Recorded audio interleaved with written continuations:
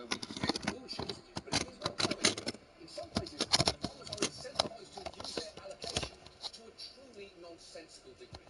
Many states along the river have rules promising to confiscate water rights if water users don't maximize their use. Basically, use it or lose it.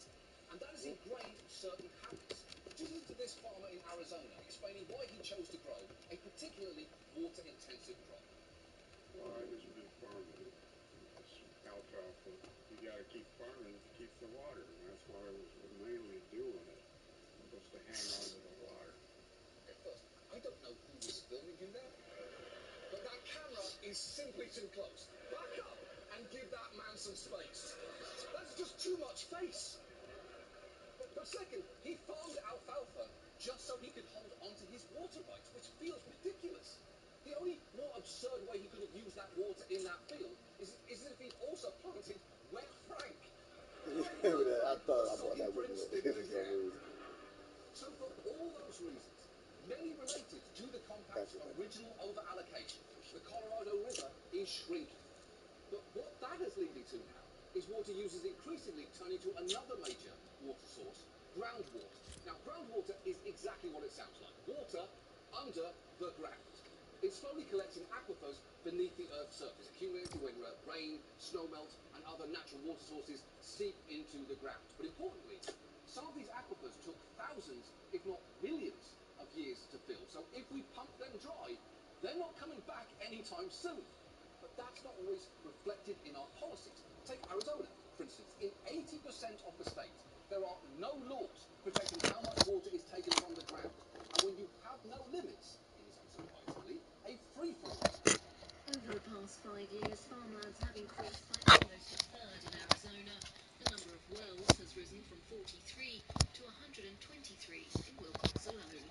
All they have to do is buy the land to have access to as much free water as they want. In this area, there's no rule. Down, so your client can pump as much water as they could drill a well every 10 foot all around this place, no limit. Yeah, that's not great, is it? Partly because drilling that many wells means they're going to pump a ton of groundwater out. And also because if your dog is trying to tell you that Timmy is stuck down a well, which well, Rusty? There are hundreds of them. Which fucking well? You have to give me more than arf here. Where's the boy? Oh.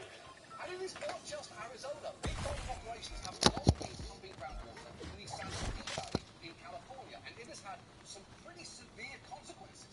When this much water is pumped out of the aquifers below ground, the plate between the pockets of water collapses, and the ground starts to deflate like a leaky air mattress.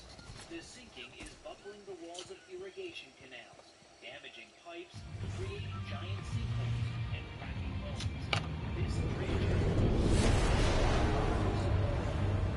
instead of underneath. Yeah, it's true. This is not a new problem. A scientist in California once marked just how much the land had sunk from 1925 to 1977 on a telephone pole, and that is a startling drop. Although if you didn't know what that was measuring, you would be pretty confused. It looks like someone was measuring the shrinking height of an elderly giant with osteoporosis. But in recent years, as large farming operations have drilled deeper and sucked up more water, there have been escalating impacts for the shower homes that families use. Last year in California, nearly 1,000 shallow household wells went dry, and for anyone who has ever lost one, it can be reimbursed. We're going to catch our water so we can flush toilets. Take the cups, rainwater, put it in the coffee pot, downstairs, show how to wash my hands, and put it in the bucket out there until it gets enough to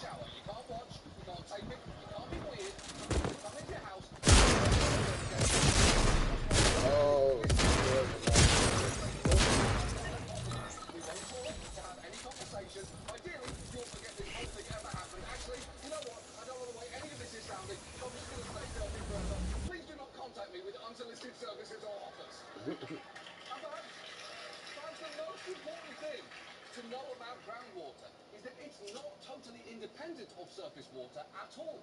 These are often part of one intertwined hydrological system, so when you pump groundwater, it can ultimately dry up rivers.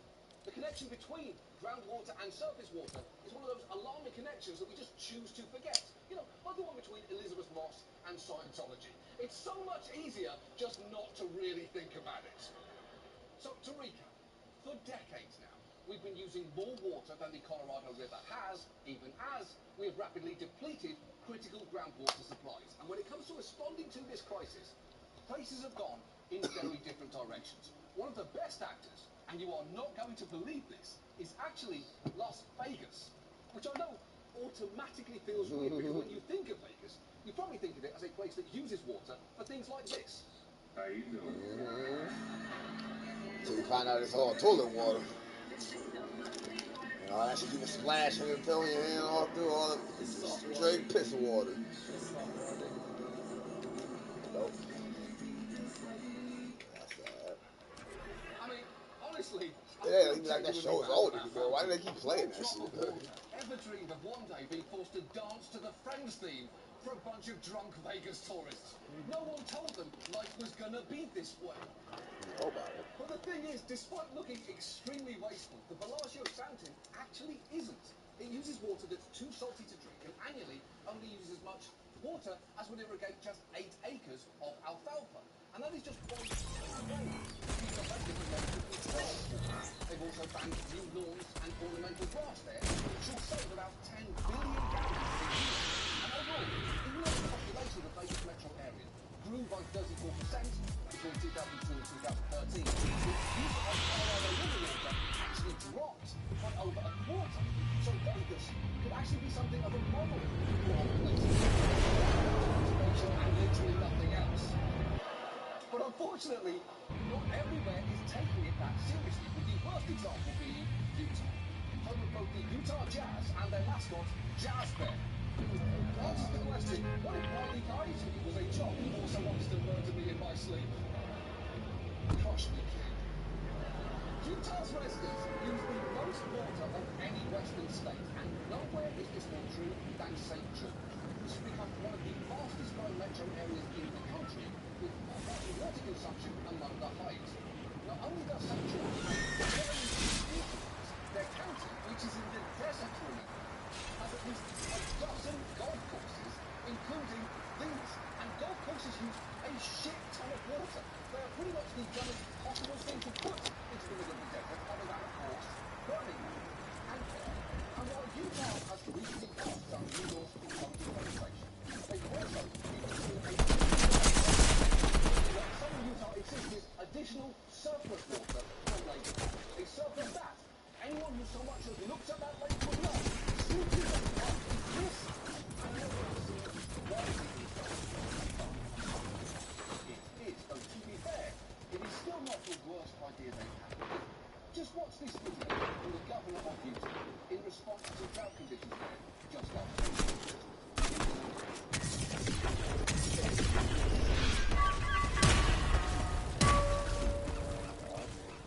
Join me in prayer. And praying collaboratively, collectively, to God or whatever higher power we believe in. To escape the deadliest aspects of the continuing drought. Wow! No! Utah is desperate when they ask all faiths to join in the prayer. I'm asking Utahns of all faiths, whether that's the Mormon one or one of the many wrong ones, to collectively pray to the Christian God who calculated the way you worship, fall or rain, so we can solve the crisis before those of you who have not accepted Jesus Christ into your heart eternal hell. Oh, What can we do? that's like we're gonna get straight as fucking serious. Acknowledging some uncomfortable truths. First, states like Utah are not going to be able to use the full amount of water that they think they're entitled to, primarily because that full amount never actually no state will continue using water the way they've gotten used to. Experts suggested actually not to use the word drought. Yeah, I got what you like it. Instead, use the term aridification as a better way to describe what might be a long-term drying of the American West. So we need to be incentivizing conservation and water efficiency, especially when it comes to agriculture, and stop with our magical thinking toward water, which has been depressingly common throughout history. During a drought in the 90s, city officials in Ventura, California, decided to study the possibility of hauling icebergs from the polar caps and planting them off the county shores. One proponent even suggested we have to wrap the iceberg with a diaper to collect the melting iceberg water. More recently, Arizona passed a resolution to study building a pipeline from the Mississippi River to the Colorado River. And if you've ever seen a map of the United States, you may have noticed that the Mississippi River is all the way over here, and Arizona is all the way over here. So to do that, you need a pipeline that's over 1,000 miles long. And the only way that idea could get any dumber is if the pipeline was also somehow wrapped in a diaper. Don't worry, everyone. Chase is on the case.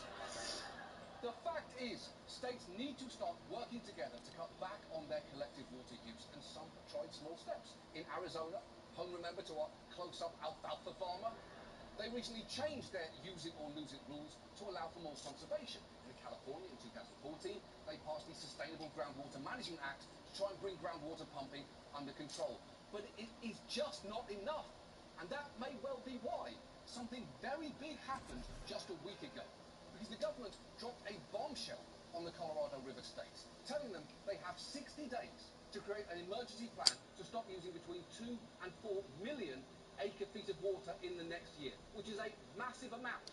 Or the agency will use its emergency authority to make the cuts itself. That is a drastic move, but we are in a drastic situation. So let's hope those states get to work in the next 2 months and come up with a decent plan, because we desperately need to prepare for a much drier future in the American West, and do it more equitably this time. Because it is imperative that we learn from our past mistakes, and for anyone who still thinks that this is something we can just pray our way out of, I actually have a special message from a very special guest.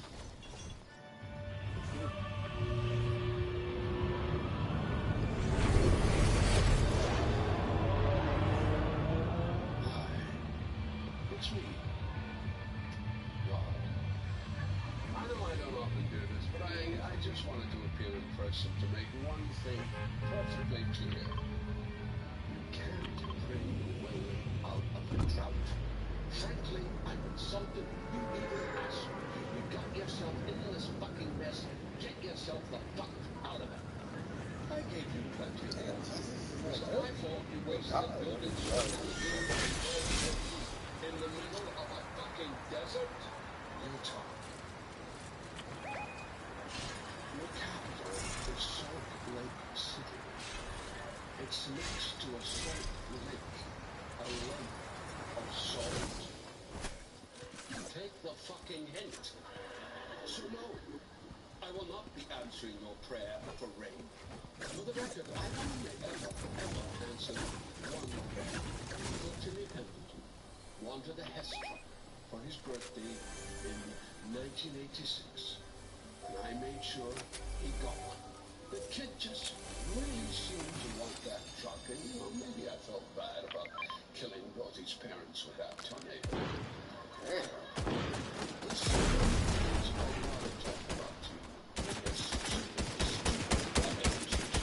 Like the meaning of life, or which animal I created by mistake.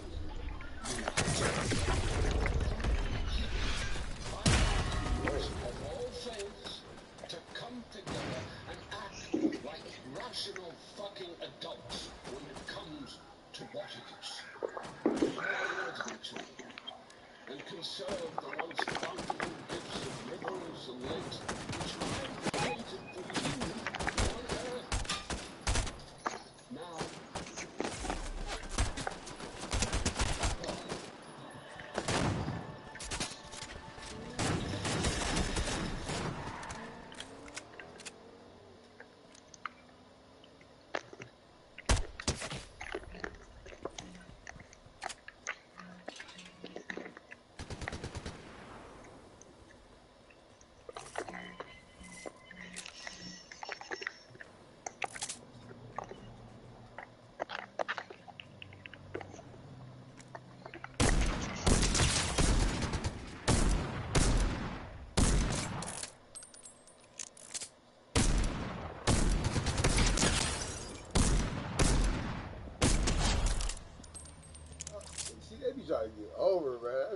crazy. I'll be that bad.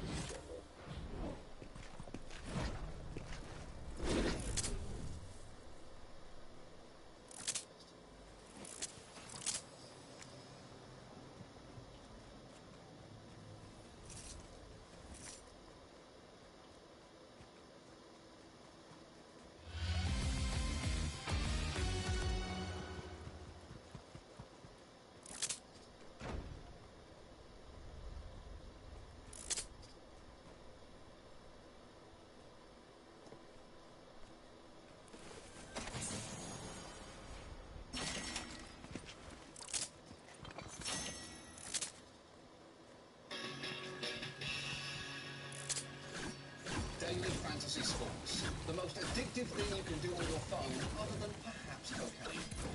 If you own a television, you cannot have missed their ads. Get to DraftKings.com right now for one-day games that let you win daily. FanDuel backs the thrill of a whole season into just 1 week. With FanDuel, there's no season-long commitment. Are your dreams big enough to cash a giant check? Play free.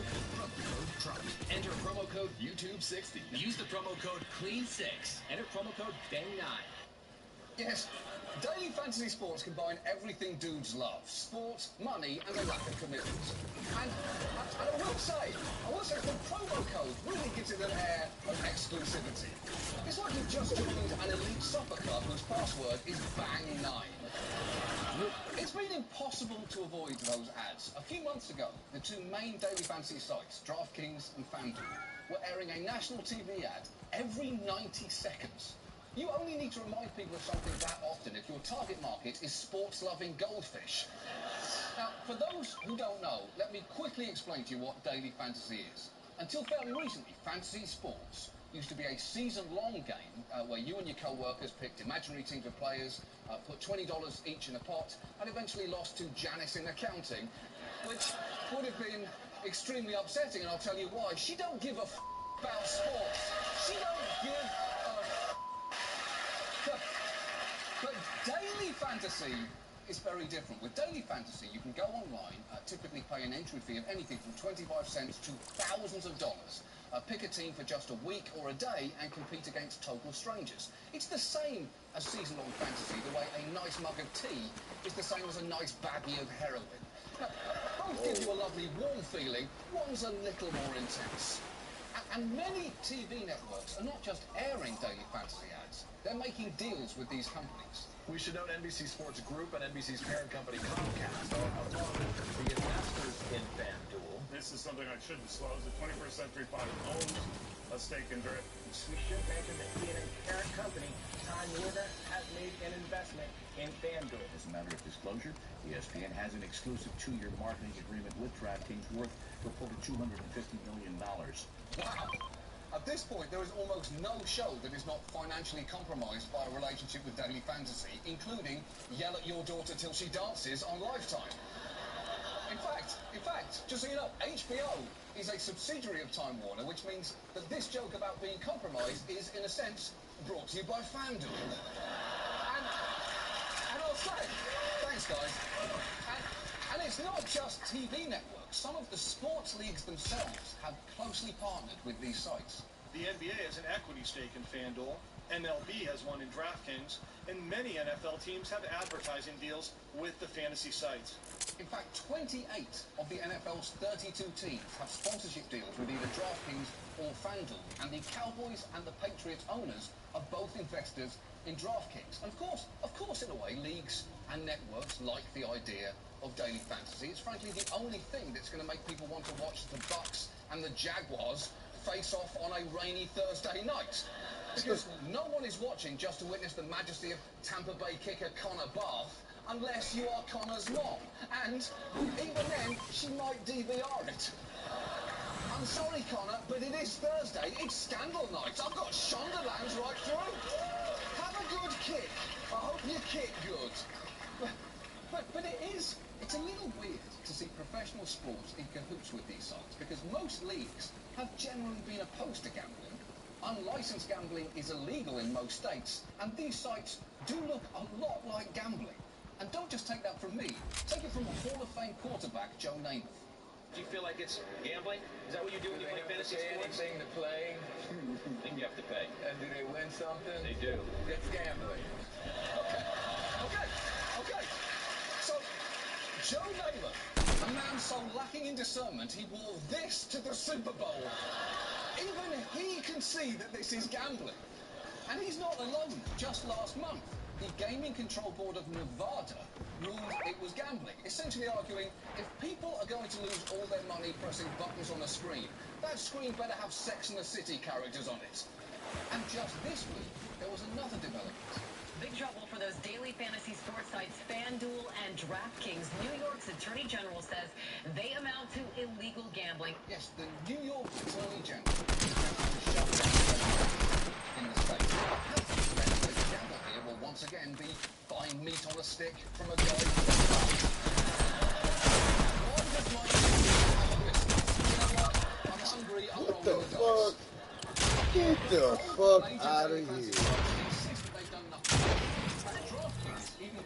Man, that shit 100% legal, which is immediately suspicious. If the guy at TCBY said this frozen yogurt is 100% legal, you would know that somehow it was a product of the illegal sex trade. Somebody over here.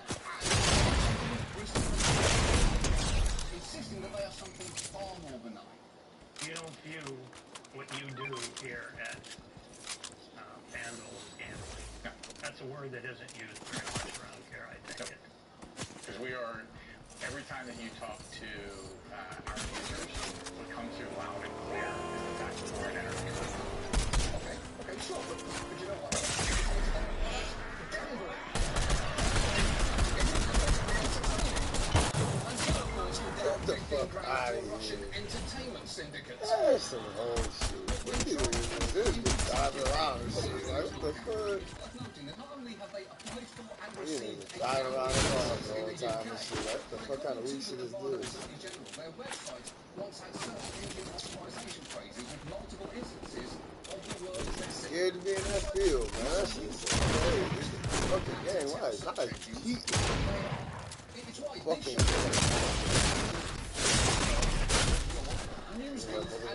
drive around in the car and run a motherfucker over and shit.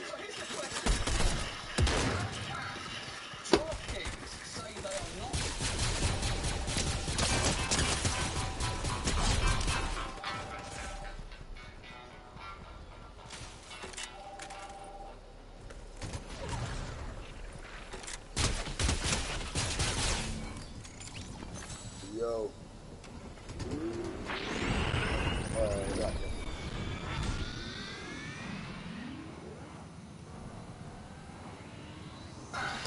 DraftKings say they are not gambling and 100% legal.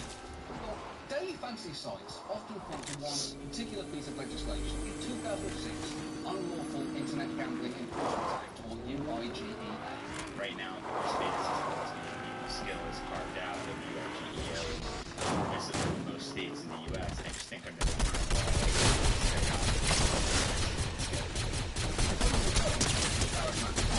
sleep-inducing voice, is that in 2006, when Congress passed a law to crack down on online gambling, it exempted fantasy sports, which, remember, back then, were just those office things that you lost to Janice in accounting. It was meant to be a very small exception, but through that small carve-out, two multi-billion-dollar businesses have emerged. It's like those lawmakers built a doggy door for a beloved pooch, and then Daily Fantasy came bursting through like a pack of wolves, saying, "We are dogs. It's a doggy door, right? That's for us. We're legally dogs. Woof. Right? Tell them. Woof. Woof. Step aside. Woof." But even the guy who co-wrote that law says it wasn't meant to apply to what fantasy sports have now become. The U.S. congressman who drafted the 2006 legislation used DraftKings and FanDuel as proof of their legitimacy is upset. One lawmaker says it is, quote, sheer shuts-off for the daily fantasy sports sites to pretend the law makes them legal. Okay. First of all, shuts-off is actually pronounced chutzpah, but the idea that daily fantasy sites are using this law to claim saying they're not gambling is not chutzpah, it's horse shit. Because that law, interestingly, that law never said fantasy sports were legal. It just said they weren't explicitly illegal under that specific law. But that each state's gambling laws would continue to apply. And in general, most states determine whether or not something is gambling by asking whether it's more of a game of chance or more a game of skill. And if being a game of chance could make you gambling and therefore illegal, it's no wonder that daily fantasy sites like to describe themselves like this. They are games of skill, and we can prove that through data that we have. If skill is a predominant factor in the game, then it's a game of skill. And we can show that our game, like traditional fantasy sports, it is skill predominant. It's legally critical to these companies that they be perceived as games of skill. That's why, every time they talk, you hear the word skills more often than during an underground rap battle. In fact, just this Friday, Daily Fantasy supporters actually held a protest rally outside the New York Attorney General's office with a familiar chant. Game of skill! Game of skill! Game of skill! Now, if you're thinking it's a little odd that ordinary fans were chanting something so legally specific, there may actually be a reason for that. Behind me this morning, there are about 250 people here. They blocked the sidewalk, a lot of police, a lot of protesters making a lot of noise. But 100 of those 250 people were employees of FanDuel themselves because their offices are right here in Union Square. They use their own employees as protesters. If you are trying to make the argument that you're not a shady gambling-related company, wow, you trying to finesse them or something like that. Deck in your favour. Which is not to say that daily fantasy does not involve skill. It actually might involve a lot more skill than they would like you to be aware of. Because this summer, a study revealed some shocking numbers. 91% of the profits were won by just the top 1.3% of players during the first half of the baseball season. 85% of players were losers. 85% of fantasy players were losers, which is staggering. In the general population, that number is 40% at best.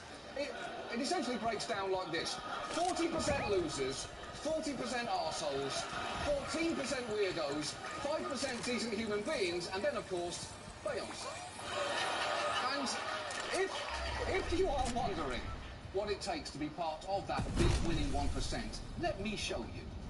Albertson made over $200,000 playing fantasy sports last year. In drafting his fantasy teams, Albertson spends hours each day studying his own homemade algorithms that track thousands of up-to-the-minute statistics and player projections. Projections that even factor in the hourly weather forecasts and wind conditions in each stadium. This is every pitcher, basically, in baseball. You've got dozens of rows of statistics. Yes, fantasy sports are effectively dominated by numbers nerds with sophisticated algorithms, which is great news for anyone who wished Moneyball could somehow be a bit more boring. But it's not great news for a casual player, and it somewhat undercuts the key selling point in their ads. Anybody can win. It's not just a game for professionals. It's a game for everybody. Anybody can play. Anybody can succeed. Yeah, but anybody can succeed is a bit of a stretch when only 1% of the players are winning most of the money. To say anyone can succeed on daily fantasy is a bit like saying that I could be the next James Bond. Sure, it's a mathematical possibility, but it's a long shot. It's a different movie. No, it's a different movie. Not better or worse, just different. So these daily fantasy sites may be a little bit unpleasant. Under our hazy gambling law, the more they're a game of skill, the stronger their legal case. But the less appealing they become to the average player. There's actually a precedent for an online amalgam of skill and chance. Unfortunately, for daily fantasy, it's poker, which most states consider gambling. And you would think, if these sites were smart, they would monitor as fast as they could from any comparison to poker. So if you go and play DraftKings, it actually, in many ways, has a similar feel to poker. There's a lot of different variety where you can play head-to-head all over the place. The way he's describing daily fantasy and poker is so similar, most people could not tell them apart. They're like alligators and crocodiles, or Amy Adams and Isla Fisher. Are those two different people, or the same person twice? It's impossible to tell. Nobody knows. And the similarities between online poker and daily fantasy don't stop there. Remember Corey Albertson, the guy with the homemade algorithm? Guess where he honed those skills? In a past life, he was a professional poker player. He's all in and in trouble against Corey Albertson, both with a pair of jacks. But then he discovered daily fantasy sports and has been winning big against his online opponents ever since. Look, if it attracts the same people and requires the same sorts of skills, it's safe to say it is somewhat similar. It's like finding out an Olympic gymnast has joined Cirque du Soleil, or an Olympic snowboarder has joined a Colorado pot dispensary. There's connective tissue there. That's all I'm saying. And in case its connection to the world of poker was not clear enough, guess who was a sponsor of the World Series of Poker this year? The World Series of Poker main event telecast presented by DraftKings. They're basically saying, if you love gambling, you'll love DraftKings, for completely unrelated reasons. Look, by any rational definition, daily fantasy is gambling, which isn't necessarily a bad thing. People clearly love it. But if we're going to de facto legalize sports gambling across the US, we should at least do it on purpose. And not because two companies have somehow weaseled out a way to pretend that they are not something that they clearly are. Because gambling enterprises, wherever they are legal, are regulated to protect people. And that's going to need to happen here. And until such time, if they're going to keep bombarding us with those ads, they should at least make them a little more honest. Daily fantasy is the hottest new way to make real money. As soon as I tried DraftKings, I was hooked. I've been using FanDuel since I saw those commercials on TV all the time. I turned $35 into $2 million, into $40, into $0 on FanDuel. Daily fantasy is the best. I get to play every day. You mean you get to gamble? Not gambling. Oh, it's definitely gambling. You have a massive gambling problem. It's actually a skills-based game that is going to make us rich one day. You're an idiot. With daily fantasy, anyone can win. I've won $784,000 on FanDuel. See? You can compete against millions of regular sports fans just like you. I have a master's degree in statistics and have designed an advanced algorithm that incorporates real-time weather condition updates and can calculate an earned run average to the 20th decimal point. Hey, Jones, how does it feel to be a nerd's bitch? Daily Fantasy Sports is the only skills-based entertainment product where you can win big money. You're a winner? I'm a winner. How the f*** are you a winner? How the f*** am I a winner? I'll tell you how the f*** I'm a winner. I won $6.18 playing daily fantasy. That's how the f*** I'm a winner. You spent $1,200. Well, that's what you gotta do. You gotta spend money to make money. To make $6.18, you spent $1,200. Yeah, that's how it works. I don't understand you. It's because you don't understand sports, sweetie. I understand math. Don't listen to the critics. Daily Fantasy is a legitimate business. Daily fantasy has the support of the NFL. When have they ever been associated with anything shady? The best part about it is that it's currently legal. I'm excited about that. This check. Look at this check. You saying I'm not a big winner?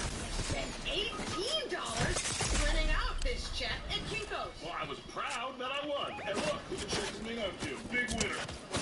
Your husband. Oh, why didn't you put it where the TV used to go, asshole? Daily Fantasy Sports is just pure fun. And it's so simple. I just watch football and win money. I know that sounds too good to be true. In fact, I'm saying it out loud now, I'm realizing that can't possibly be true. Can you give me a minute? I hate you so much! Daily fantasy is not just fun. It's who I am, what the f*** I do. I'm gonna turn this into a full-time career. I'm pregnant.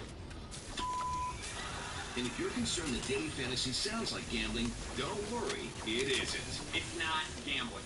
It's playing a game where my cash winnings depend on the performance of professional athletes. Wait, I described gambling. Damn it. With daily fantasy, all you need is a love of sports. I think I just realized that at this very moment, I actually hate you. Fantastic. I hate me too, so let's something we agree on for the first time in a while. Is there something stronger than a divorce that we could get? Like a super divorce? If there was, we probably couldn't afford it. Play Daily Fantasy now. Just use promo code GAMBLING, or promo code OBVIOUSLY GAMBLING, or promo code exploiting a legal loophole, but by any common sense definition, this is gambling.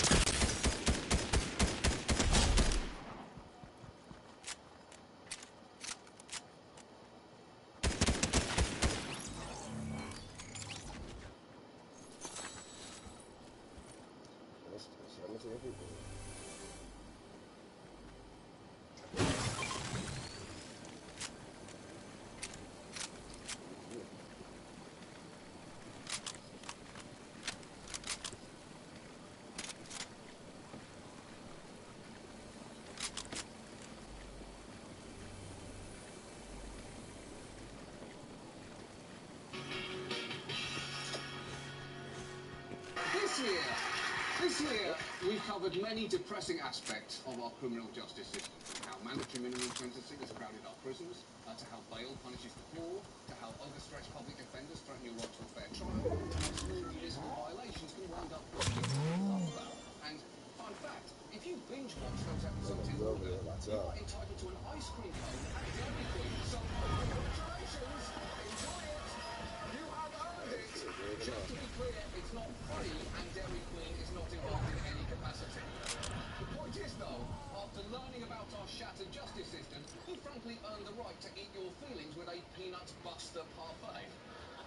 only frozen treat in America with Nutbuster as part of its menu. Anyway, tonight, instead of talking about how people wind up in prison, I thought we'd talk about how they live, a process known as prison re-entry. Oh shit. Yeah, it's down in the wall going to get it. Getting underway today. The move is in response to Yeah, he pulled up on the Timon. Timon, nigga, he pulled up with the nigga Timon. Oh, get up out of there on their ass, Timon, G. What you may have missed since you've been inside. Ubers replace cabs. Everyone pretends to like kale now. Matthew McConaughey has an Oscar. And in 4 states, pot is legal, which for some of you must seem like a cruel, cruel irony. Now, unsurprisingly, this news was not exactly welcomed by everyone. When you release people like that, you're going to have an increase in crime. No doubt in my mind. Some believe the prisoner release is a racial deal that will put Americans in jeopardy. It's part of an effort to reduce prison overcrowding, but who exactly are these prisoners? Are they dangerous? Yes, are they dangerous?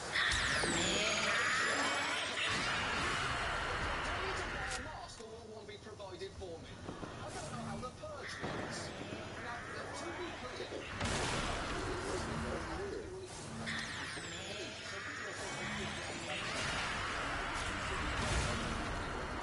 Somebody coming over the building and steps over there. They come down the steps. Somebody went inside that man coming down the steps. On the right side, on your left side, on the left side, on the side of you.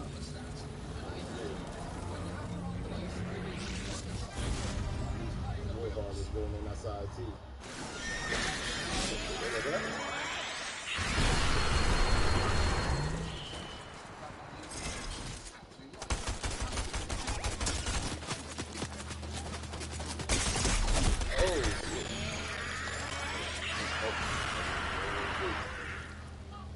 That's crazy, you just sit there and do that shit.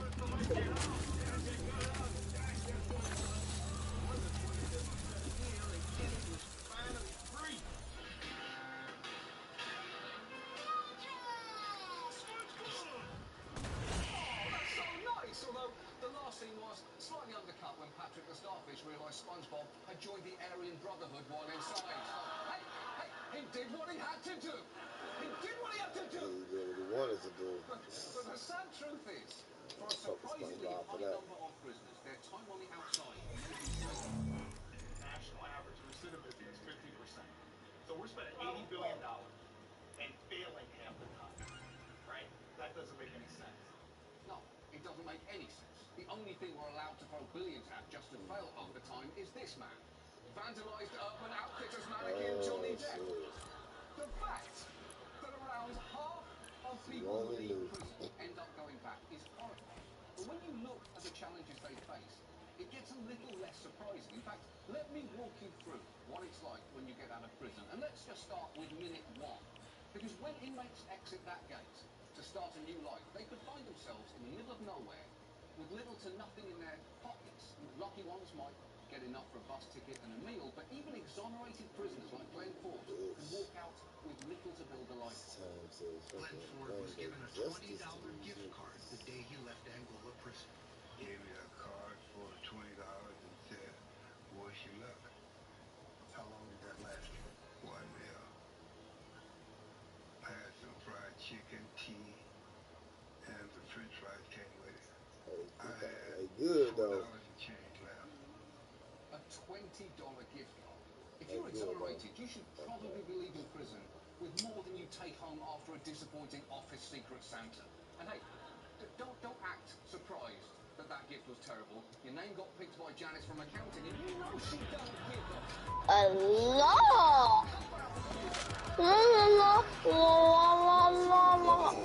Yellow. My name is Yellow Gaga.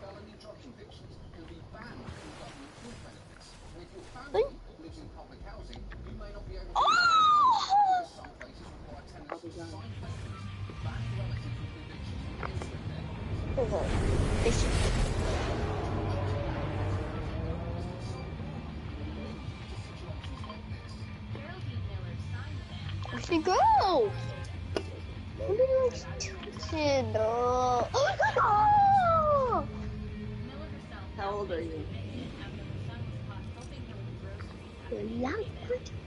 Please. You don't know anything. We all want people committing crimes to learn their lesson, but never help your sick mother with groceries. Sounds more like the kind of lesson you learn from a shitty Boy Scout leader. Hey kids, never help your sick mother with groceries. Always know where the exits are in a dogfight. Scouts dismissed. Yeah. Restricted access to food and shelter could be just the beginning of the trial. Felony conviction voting to a driver's license to, and this is true, one Florida county's home weatherization program. So I guess Florida is perfectly happy to put people behind bars, but they draw the line at putting them behind storm windows and insulation. And while you could pay for food, shelter and weatherization with a job, your opportunities to get one of those might be severely limited. There are state and local bans preventing ex-felons from working as everything from a nurse to a septic tank cleaner to, in Mississippi, an alligator rancher. As if breaking into the alligator ranching business wasn't already hard enough as it is. It's all who you know being eaten by an alligator in that game. And a criminal record can even make getting an interview for a job difficult. Nearly every job application will ask the potential employee if he or she has ever been convicted of a felony. A question that in some cases will automatically disqualify you from being hired. It makes you a little uncomfortable. You get that anxiety when you get to that box. Like, wow, how they gonna judge me? You know, when I committed this crime, how they gonna feel about this? It's understandable that an employer might want to know if an applicant has a criminal history, but to have that question on a form before you've even met the person seems a little unfair. They may have changed significantly since then, and you shouldn't judge someone for what they may be most ashamed of. Imagine if you had once fucked a watermelon.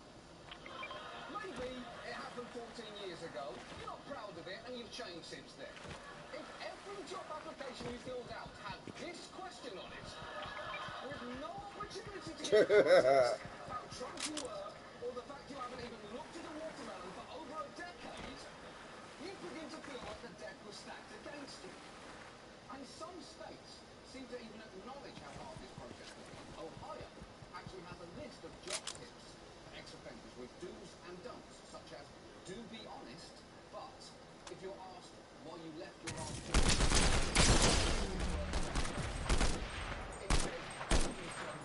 relocated or contract ended, both of these are true. And they are. And before you judge, that is not a lie. Everyone tries to present the most flattering image of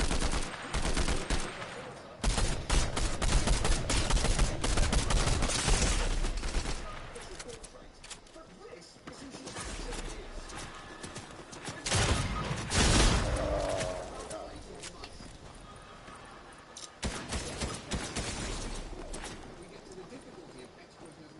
Fucking my ass up the thing, man.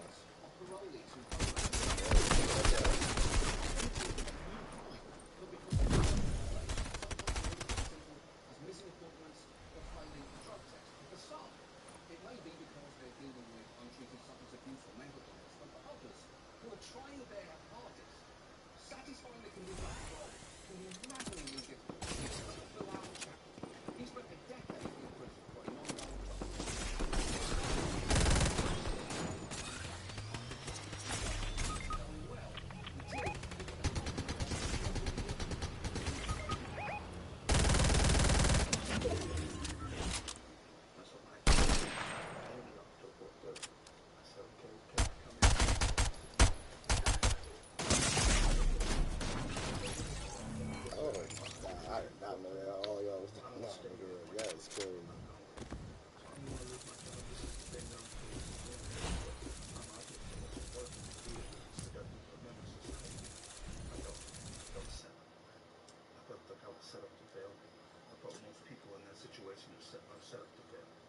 And you know what? It is hard to argue with that, because the only way Bilal could make an appointment at 4 if he left at 4:30 would be if he somehow owned a DeLorean, a TARDIS, or or whatever the fuck Jean-Claude Van Damme used in Time Cop. I can't remember. I think he travelled through time by doing the splits.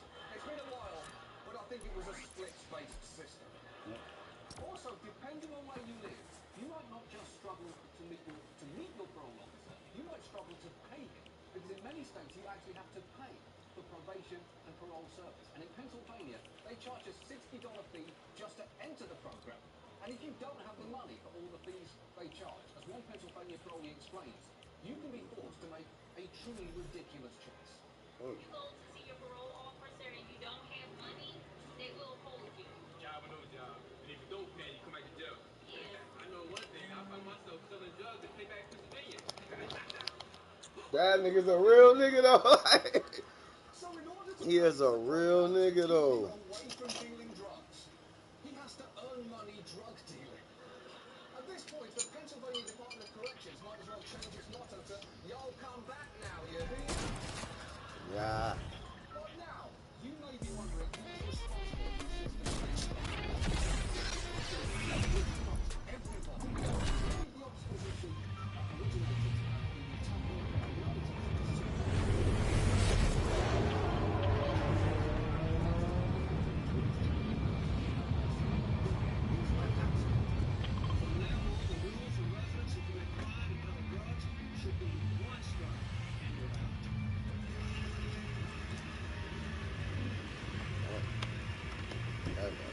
Too good. That is a state-of-the-art standing ovation from both sides. Almost nothing gets a full standing ovation in those speeches, with the exception of veterans, God, and the speech being over. In many cases, these laws were passed in the Second War. In 1996, letting states restrict food stamps for ex-drug holders was debated in the Senate for all of 3 minutes. I've been talking about this subject for nearly 5 times, and I really put a lot of stuff out. Partly because I had to make time for phone calls. And frankly as well, no one bats even eye on far quarters the Democrats for Tennessee justify cutting off federal student aid prisoners with this logic. Just because one blind hog may occasionally find an acorn doesn't mean many other blind hogs will. The same principle applies to giving federal Pell Grants to prisoners. First of all, pigs find nuts by smell, so a blind one is at no significant disadvantage. That is the stupidest thing I ever heard somebody say. I'm not gonna lie. That motherfucker said a blind hog. That's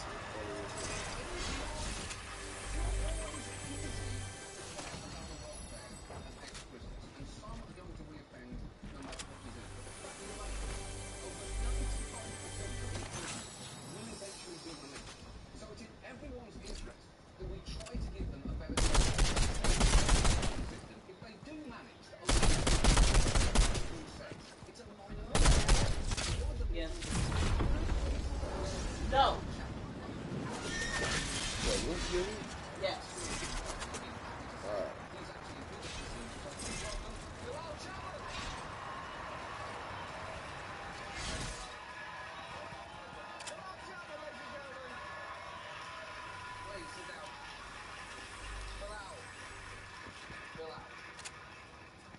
Thank you so much for coming tonight.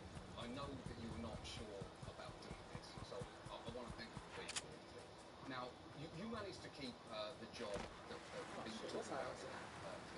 We saw some giving advice to prisoners about how to present. It's true. And when you applied for jobs, you listed your previous employer as, what did you list? State of California. That's right. That is, yeah, that's technically true. That's true. That's true. Now, I know, how was the job for you?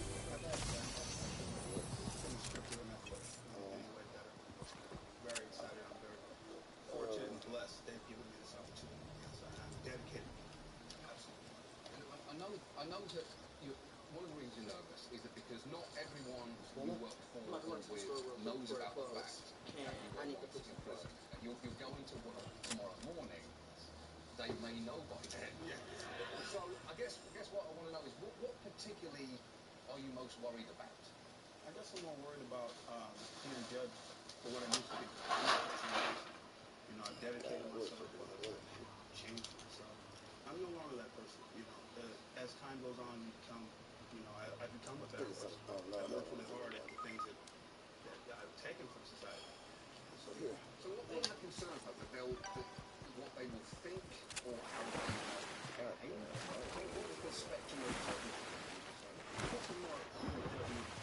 that don't, you know, I don't want anybody to look at me as the ex-con. I want them to look at me as the person I am now. I'm a supervisor. You know, I'm a good employee. I'm an employer. I even hire and I fire. Well, so I think I want them to look at me as that. Who chooses that? Back to both cheer and boo you when you said that. Okay, I guess that it's interesting to say that, right? That you don't want to be defined by something that you did so long ago. Because we're probably guilty of giving you a reductive term in that way. Because we're having you on tonight as Bilal, the ex-prisoner, right? Which is clearly not who you've been for a long time. Right. Now, everyone has at least 3 other things about them that are interesting. What 3 things about you not related to that would you like people to know? Well, I would like people to know, you know, well, you grow tomatoes, you know. Wait a minute. I'm gonna stop you. I'm gonna stop you at number 1 there, Bilal, because that's a lot more interesting than I think you think it is. I'm hoping that tomorrow your fellow workers may choose reading, mainly to focus on the fact you grow tomatoes as being a more interesting part of your life. I know that one of the things that's important, I know how hesitant you were. Are you serious? Today and tonight. Okay, why did you end up talking to us? Why are you here? I'm here because of the fact that, you know, I may never do this again. I've done those interviews. I may never do this again because this takes me back to being that prisoner again. I'm not that prisoner today. I'm a taxpayer. You know, I work. I'm a citizen. I'm a voter. That's who I want to be. Those are the things that define me today. It's not what I did before. I did things years ago that I'm ashamed of, you know, that I don't like. But I don't want to really I don't want this opportunity to be for someone who says, I'll never get a chance. I'll never have a chance. Sit in the grass. We'll just keep going. But I want the person All right, baby, I'll be right back. down at us to make it a chance. I can't thank you enough for taking the time to be here. Good old Chapman, ladies, get the tomato thrower. Sure will.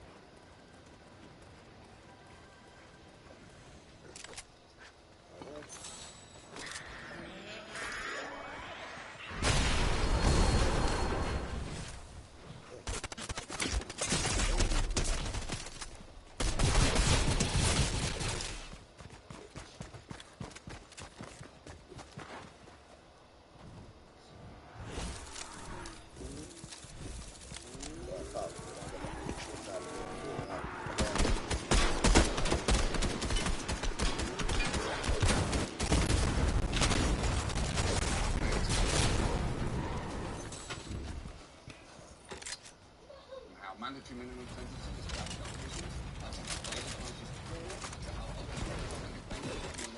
trial, to how small municipal violations can wind up putting you in the puff. And fun fact, if you binge watch those episodes in order, you are entitled to an ice cream cone at Dairy Queen. So congratulations, enjoy it. You have earned it. Just to be clear, it's not free, and Dairy Queen is not involved in any capacity. The point is, though, after learning about our shattered justice system, you frankly earned the right to eat your feelings with a peanut buster parfait. The only frozen treat in America with nut buster as part of its menu. Anyway, tonight, instead of talking about how people wind up in prison, I thought we'd talk about how they leave, a process known as prison re-entry.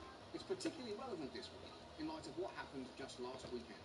The largest one-time release of federal prisoners in history is getting underway today. The move is in response to a loosening of mandatory minimum sentences for non-violent drug offenders. About 6,000 prisoners are being set free today.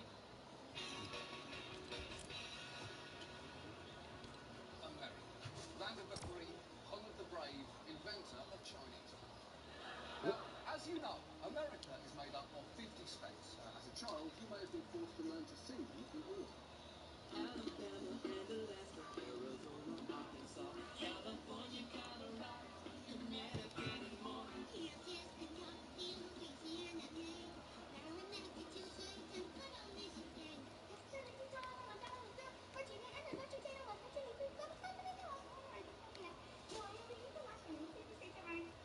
is impressive. Especially because that is a difficult song. The British version is a little simpler. It goes like this. England, Scotland, Northern Ireland, Wales, and now this song is done. And that's it. That's it. But to be fair, I will say the song used to be a lot longer. But of course, 50 states does not quite tell the whole American story. You might remember earlier this year we talked about US territories like Puerto Rico and Guam. But there is one other US population which suffers a lack of representation in DC, and that's DC itself. If you've ever visited, you've probably noticed their license plates say taxation without representation. And that's for a pretty good reason. Washington, D.C. isn't like your typical city in America. Congress has the final say over its budget and laws, and D.C. does not have full representation on the Hill.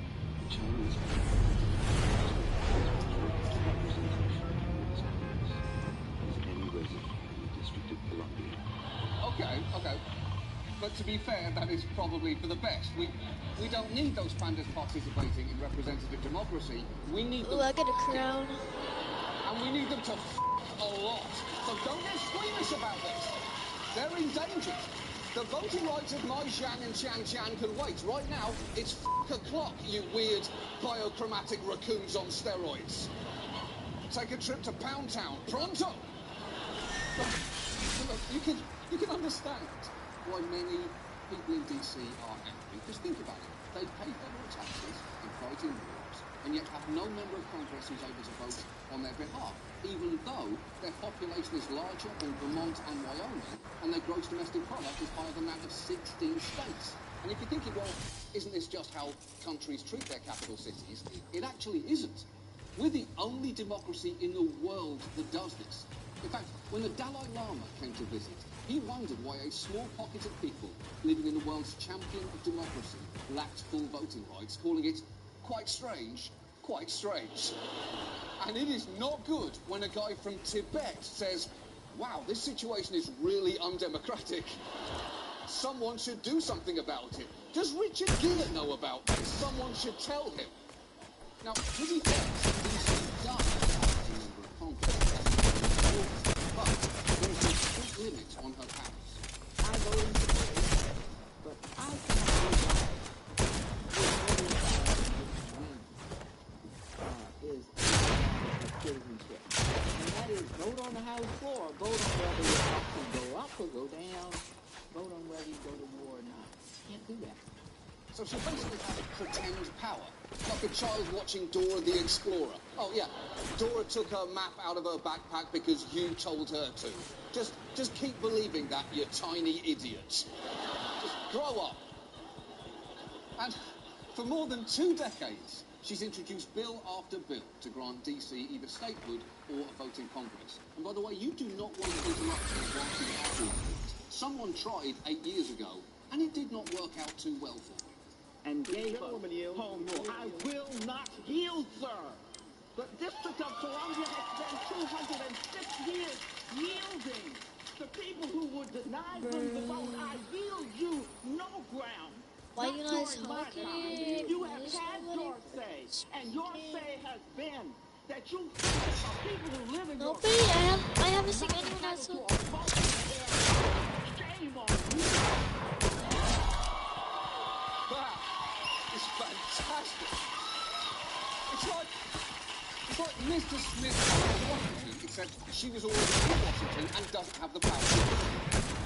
At this point, it might be helpful to just take a moment and explain how DC got into this mess. Back in the late 1700s, there was no Congress in this capital. It was just wherever Congress met. It was in 8 different cities. So after Congress was mobbed by demanding back pay in the mutiny of 1783, they decided they needed an enclave under their own control. So they added a clause to the Constitution which said that Congress shall have the power to exercise exclusive legislation in all cases whatsoever over a federal district, which is pretty significant power. As far as documents demanding control go, it's right up there with the one Christian Grey asked Anastasia Steele to sign in 50 Shades of Grey before he, pinched her butt or whatever. I haven't seen it for obvious reasons. Jamie Dornan was and remains #not my Christian. But DC DC went under federal control in 1801, and it wasn't until the 1960s that DC's then 750,000 citizens, mostly African American, were given even the most basic electoral rights. Until 1964, presidents couldn't even vote in presidential elections, but took a constitutional amendment to bestow that right. A few years later, limited home rule, allowing DC voters to council, but required I'm probably gonna die because including the city's budget, be subject to congressional approval. And with that level of restriction, the mayor Oh of DC yes, gets to so run the whoever city jumps the shield way probably its student is gonna council save my life president gets because to I'm run her going high right school. now. Oh, sure, Kelsey, pick the theme for prom, but we'll Come control the along budget, now. and Eyes Wide Shut is not an acceptable theme. Joe Lopez We are kid, not don't having a repeat die, of last year. please. It was a mess, and it was surprisingly boring. Now, to be fair here, Congress very rarely rejects DC's decisions outright, which sounds good. Unfortunately, instead, they attach so-called riders to DC's appropriations bills, stripping out funding for things that they don't like. And given that DC is a fairly liberal and diverse city, and Congress is frequently neither of those things, over the years, Congress has repeatedly stepped in whenever DC is about to do something that they might disapprove of. For example, just last November, 70% of Washingtonians voted to legalize possession of marijuana, and DC's residents were pretty excited about that. This strain is a strain called Mrs. Oh, I need one of those big pots, but it's okay because the other guy needs it more. It won't be illegal tomorrow, correct? That is correct. What is that like, to come out of the shadows, as it were? It's literally, for me, literally coming out of the closet. I can literally take my tent out of this closet. At long last, my tent can come out of its closet, and the hydroponic plant inside it can proudly say, I'm here. My side effects include drowsiness, the desire to make claws out of bugles on your fingertips, and fear. Get used to it. Get used to it. Because I'm here, and I look good. But then Republicans in Congress stepped in and passed a rider forbidding DC from using their funds to enact that law. And if you're wondering how that squares with the conservative ethos of limited government and states' rights, well, here is how one of those congressmen justified it. Well, Washington, D.C. is not a state, and Washington, D.C. has a lot of... Who started a duel with Pancake? Are you serious? Pancake's cracked.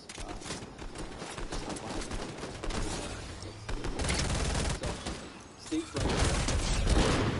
Finally. You know you have a Why weak do you start argument when you're clinging to the Pancake? precise wording you used. Hey, I said I wouldn't f*** any other women. This is my squash mate, Gary. Hey, yo, Having sex with women, no, but Gary is not a woman. You stay here, Gary, let her leave. Now, DC managed to find a loophole and let them enact that marijuana law anyway. But, after all, not being so lucky, for nearly a decade, Congress successfully blocked DC from using its own tax dollars to fund a new exchange program to battle the HIV epidemic. And one of the responsible Georgia Representative Bob Saucy Barr meatball guy. I would also remind our colleagues of a very basic principle. If you give the means to do something, and anyone want that? do it, well, no surprise, they will do it. Okay, that is just ridiculous, because providing clean needles to drug Well, I'm users out of here, is not the guys. same as putting out Storm's a bowl coming. of Better chips run. at a party. No one sees a needle exchange and thinks, well, I had no intention of ever taking heroin, but are you seeing this serious? is I'm offered, not sure, sure. I don't mind if I do. How kind. I don't want to be rude. But it's a little hard to live in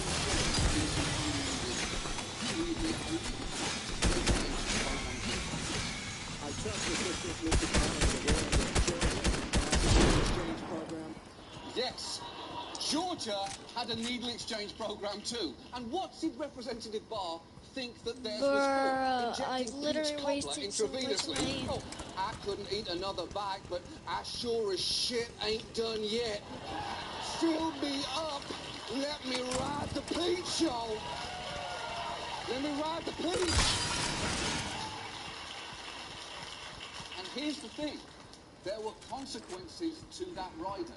In the 9 years that DC was denied its needle exchanges, more than 1,500 injection drug users were diagnosed with HIV in the district.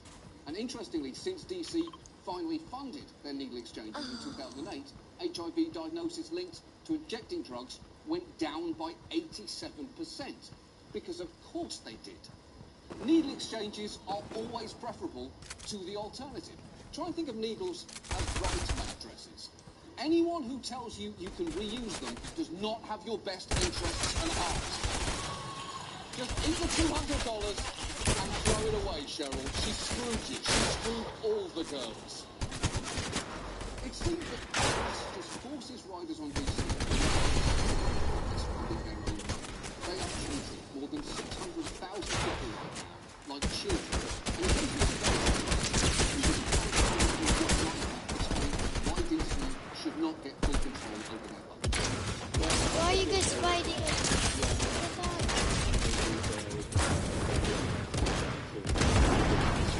Children, is that what you're saying? Ready?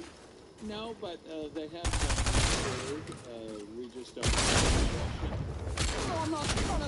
No, I'm not saying they're children. I'm just saying they can't be trusted with money until they learn some responsibility and until they give them an allowance. You know, now that I'm hearing it out loud, I am calling them children. That is absolutely what I'm doing.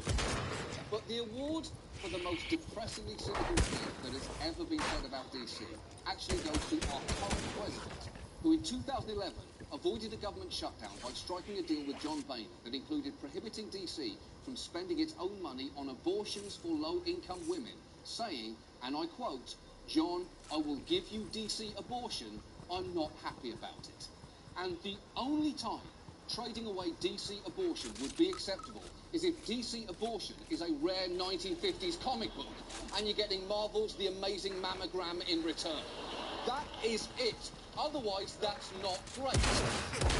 So people of DC clearly deserve a greater voice in their own affairs. And they've actually come tantalizingly close to getting a voting representative in Congress. In 2009, a bill to give DC a vote was introduced in the Senate. And the Senate did the most dickish thing imaginable, passing it, but with little addition. Well, you know, they passed a major hurdle today, getting this DC voting rights bill through the Senate, but not without a highly controversial amendment attached to it. This amendment would repeal all of DC's gun control laws. Oh, she's not kidding. That amendment would have repealed their ban on semi-automatic weapons, removed criminal penalties for unregistered firearms, and even altered their ability to enact future gun control legislation. It was a kind of amendment. Help me, you literally saw that I was getting attacked by people. As he sleeps in his bathtub. Oh my god, you guys are so bad at the game. Of that amendment, the bill was dropped, and DC has not been close to getting a vote since. And the problem is, even if they eventually get one, Congress could still add riders to mess with DC's laws, and that's why many Washingtonians want full statehood. But that's probably a long shot, because last year, Congress held its first hearing on DC statehood in 21 years, and the turnout was not encouraging. The sad thing was, only two senators of that committee actually showed up to listen to testimony today. That's pathetic. Yeah, it was. Only two turned up. That's not just a pathetic attendance for a hearing on Capitol Hill. That would be pathetic for a one-year-old's birthday party. Really, Mikey? Just your mum and dad?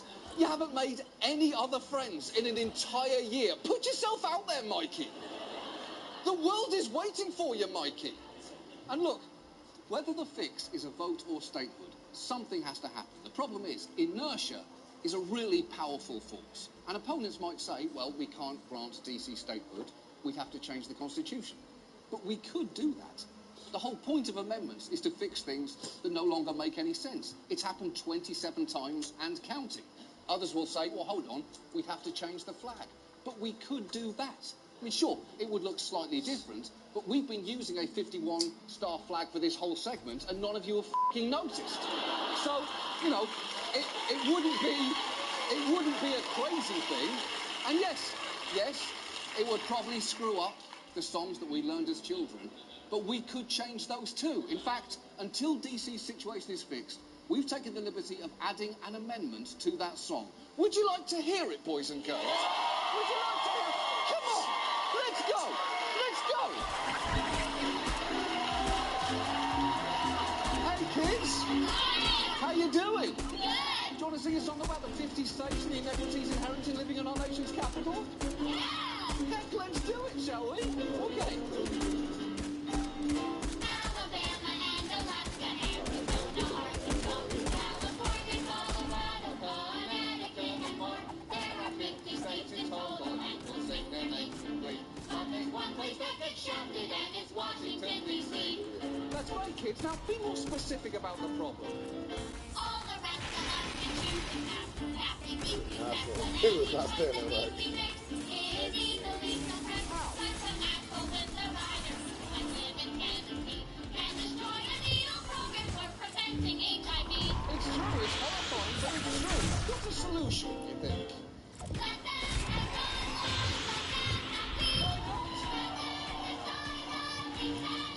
And if you're totally convinced that there should be just 50 states, well, then let's all kick out Florida, 'cause no one thinks they're great. oh yes, let's all kick out Florida, 'cause no one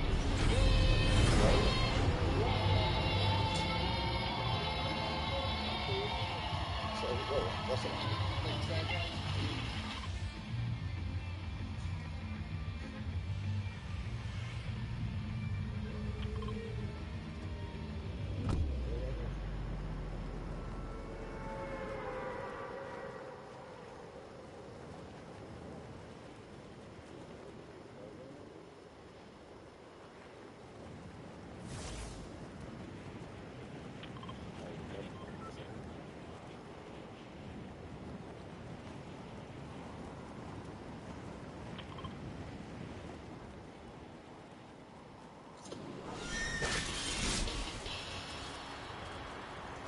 Fashion.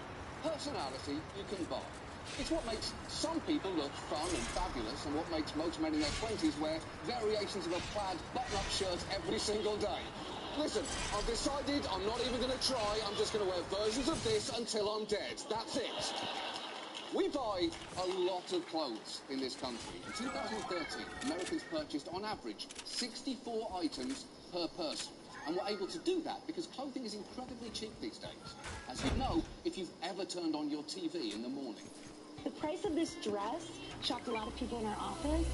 $39.99. Isn't it great?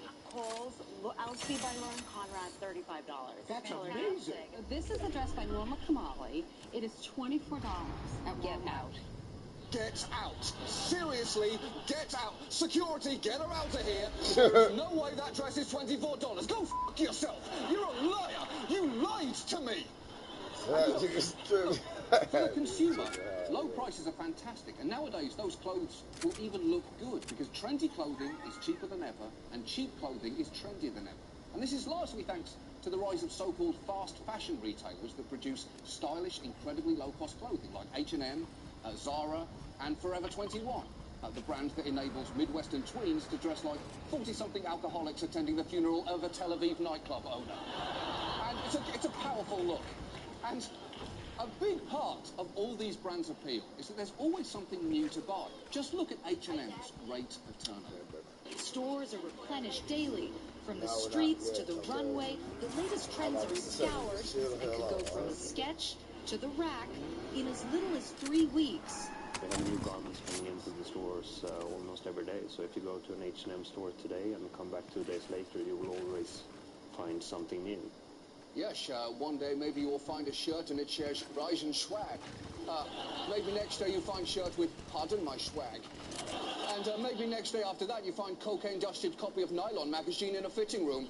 Something new at H&M, always. Always. H&M's prices are so competitive that a few years back they put out a dress that cost just $4.95. Think about that. That means you could take a $5 bill, scotch tape it over your genitals, and you'd be wearing a more expensive piece of clothing. I went online, and a jar of cricket food costs $5. A bunch of weird orange cubes you feed to a bug are worth 5 cents more than this dress. That dress is only 7 cents more than a DVD of the Ghost of Girlfriends Past. Inexpensive DVD raves variety. And yet, somehow, fast fashion companies are massively profitable. The chairman of H&M is the 28th richest person in the world. And the co-founder of Zara is the 4th richest person in the world. That means people who own oil fields are worth less than the guy who makes distressed jean shorts. Buying clothes is cheaper and easier than ever, and not just at fast fashion companies. Traditional retailers have lowered their prices as well, which means the only way brands make money is through volume. And that's why even basics like jeans now go through fashion cycles with the lifespan of mayflies. Obviously, the big trend is skinny jeans. So for spring, forget about the skinny jean. Now it's all about the flared jean. Boyfriend jeans are the big thing for spring. Jonah is wearing the it jean of the season, and that is the baggy jean. She's marrying these two trends that have been so controversial, the culotte and the denim. We got a denim culotte. Denim culottes. Finally, an answer to the question, what if an 18th century cabin boy was also Canadian? But as great as all these stylish, cheap clothes are, at a certain point, it's hard not to look at those prices and wonder, how does any clothing company make money? Although, let's be honest, you know the answer to that. Half of our clothing used to be made in the United States as recently as 1990. It's remarkable, and today, 2%.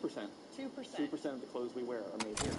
That's right. We produce clothes almost entirely overseas, where it's much cheaper. And if 98% of your products could be made abroad, you should really start changing your name to reflect that fact. So American Eagle should really become Bangladeshi Swamp Hen. And Banana Republic should really become, actually, that one is fine. They got ahead of themselves there, for once. And look, I know you think you've heard this story before, because you have. If you remember, in the 1990s, sweatshops were a key point of outrage. Companies like Gap and Nike were protested. And then, of course, most famously, there was this. Kathy Lee Gifford said she was shocked to learn that a clothing line bearing her name was manufactured, at least in part, in sweatshops and by underage workers.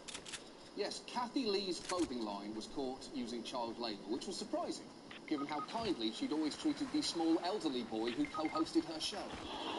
And the outcry over sweatshops wasn't just loud, it got some results. Kathy Lee even testified in front of Congress. We are now morally compelled to ask each of us, what can we do to protect labor rights in factories around the world and right here in America? And given that it was my own neglect that compelled us to ask this important moral question, I say to you all, you are welcome. Now let's start day drinking. Come on, what's wrong with you people? It's after 9 a.m. Cheers, cheers. Good morning. But amazingly, and I know this is hard to hear, Kathy Lee did not solve everything. In fact, there has been a pattern of troubling behaviour in the garment industry for the past 20 years. Just look at Gap, the nation's #1 supplier of polo shirts for frat guys for women. Back in the 90s, they were criticised for labour abuses of a factory making their clothes in El Salvador. In response, they agreed to start an independent monitoring programme, which sounded pretty good to everyone. Besides, they had that fun ad where idiots in ill-fitting khakis swing danced, so we kind of forgot all about it. Until 5 years later, when the BBC visited a factory making Gap clothing in Cambodia. We've been told there were some children here making clothes for the Gap. This is Sun Tida. She's 12 years old. She told the factory she's 18. This is Chan Sita. She's 14. She too lied to get the job. Monitors never questioned either of them. Oh, come on, that is no excuse. If a child gained entry to a bar using a Pinkberry punch card as a fake ID, it's the fucking bar's fault. Oh, it says here your middle name is 13. Your middle name? Have fun in there. Oh my God! What in response, Gap revoked approval of that factory and enhanced their age verification requirements. It sounded pretty good. Besides, it was the year 2000. They had that ad campaign where pastel morons did the mambo. So we kind of forgot all about it again. Until 7 years after that, when a British newspaper visited a workshop in India. According to a published report, these children, aged 10 to 13, were working as virtual slaves, stitching embroidered shirts for Gap kids. Okay, stop.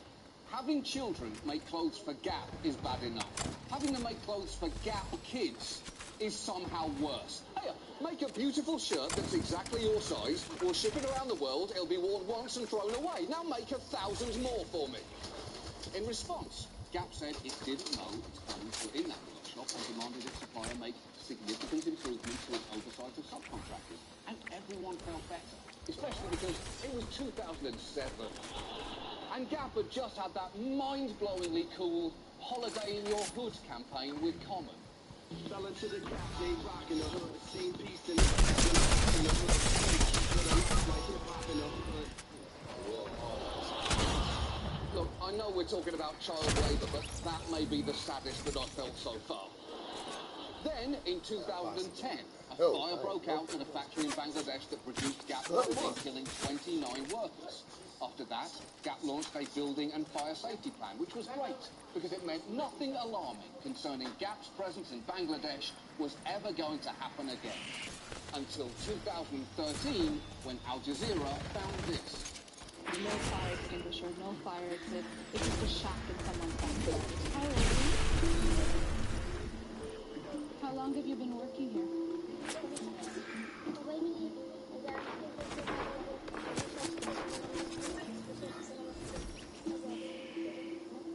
নামটা কি লেখা তুমি জানো? Old Navy is owned by Gap Inc. Yeah, I guess at this point it seems sweatshops aren't one of those 90s problems we got rid of, like Donnie Wahlberg. They're more like one of those 90s problems we're still very much dealing with, like Mark Wahlberg. Now, Gap says those Old Navy jeans were rejected products sold without their knowledge and never ended up in their stores. And look, all brands in the industry have problems. Gap is by no means the worst. And if you ask Gap, as we did, they'll point out they've made real improvements and tried as hard as they can to fix all this. But think about that. That means a company trying as hard as it can has been not infrequently connected to labour violations in multiple countries over 2 decades. And when you weigh all this up, it seems the only situation in which Gap is claimed to be unambiguously helpful to people is when someone shits their pants directly outside one of their stores. Oh, I never thought I'd say this, but thank God Gap is here to help. You people are angels. And one of the biggest problems with holding many brands accountable is that deniability seems to have been stitched into the supply chain. Look at Walmart. They insist they hold their suppliers to high safety standards. But CBS visited a factory in Bangladesh making clothes for Walmart and found otherwise. The boss at Mondi Apparel, Mathadul Haq Chowdhury, showed us an evacuation map marking the location of 13 fire extinguishers. But nearly all of them were missing. Well, if they're not there, then that's not a map. It's an aspirational poster for fire safety. But if that factory does not conform to Walmart's standards, how were their clothes there? The managers told us the factory hasn't been approved by Walmart for production. They still had an order for 1 million Walmart boxer shorts subcontracted to them by another factory. So Walmart sent it to an approved factory, and that factory sent it to an unapproved factory without Walmart's knowledge. It's just a crazy, 1 in a million, random accident that's only happened multiple times over the past few years. Suppliers in Bangladesh were doing business with the factory without their knowledge. One of its suppliers subcontracted part of the order to Tazreen without their permission. The order was placed to the Tupper factory without its knowledge. It had no idea production ever happened there. And this is not the first time Walmart has been caught unaware. No, it's not. And they are losing the right to act surprised. They're like the characters in the Hangover movies. It's not an accident the third time, boys. It's a pattern of reckless behaviour which has to be addressed. One of you is going to wind up dead, probably the one who's never on the poster. And look, since the 90s, we've sporadically cared about this, including 2 years ago this week, after the Rana Plaza building collapse. 5 days after that deadly building collapse in Bangladesh, rescuers continue to pull survivors from the rubble. New pictures overnight showed dramatic rescues, some using their bare hands to free those who were still trapped. At least 360 people have been killed, hundreds more still missing. That building collapse ended up killing more than 1,100 people. Everyone was justifiably horrified, and that...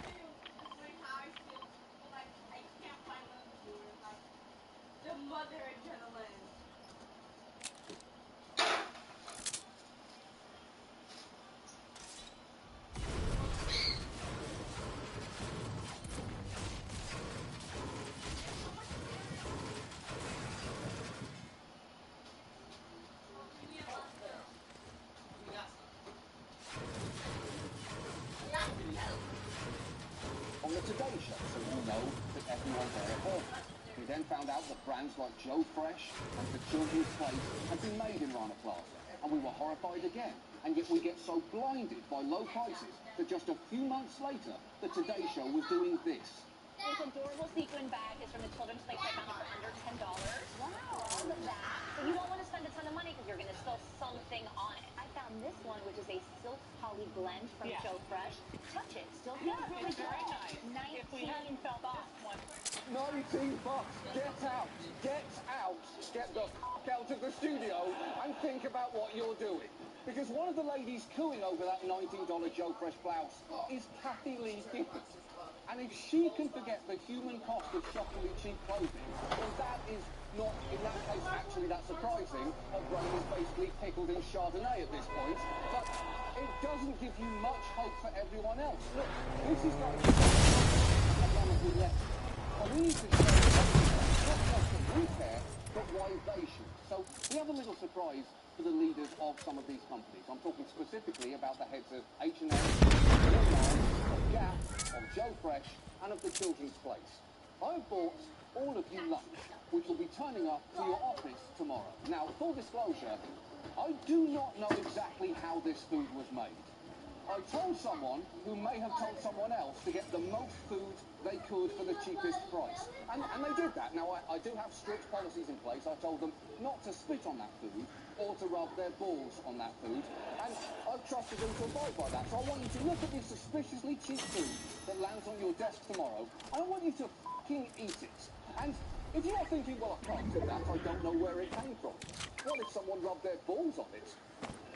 Then I don't know what to tell you other than now do you understand the importance of supply chain management. But why am I telling you about your lunch when I can show you? Introducing the spring collection of your lunch tomorrow. First, please welcome Dave.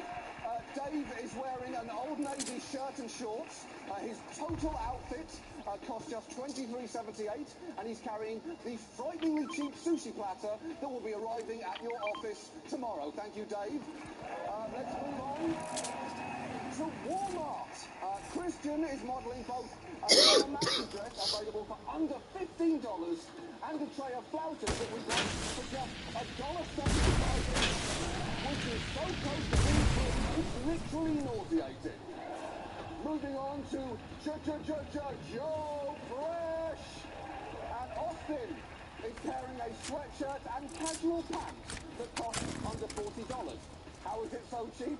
It's a mystery of the contents of that gigantic pile of cheap dumplings that you will be eating tomorrow. Thank you, Austin. Let's move on to our H&M collection. We paired Hayley's sub-$20 jeans and blouse with shrimp and salmon stew for $5, which will be genuinely arriving at your Stockholm offices tomorrow. I'm guessing that you will smell it before it gets into the room. And finally, thank you. Finally, please welcome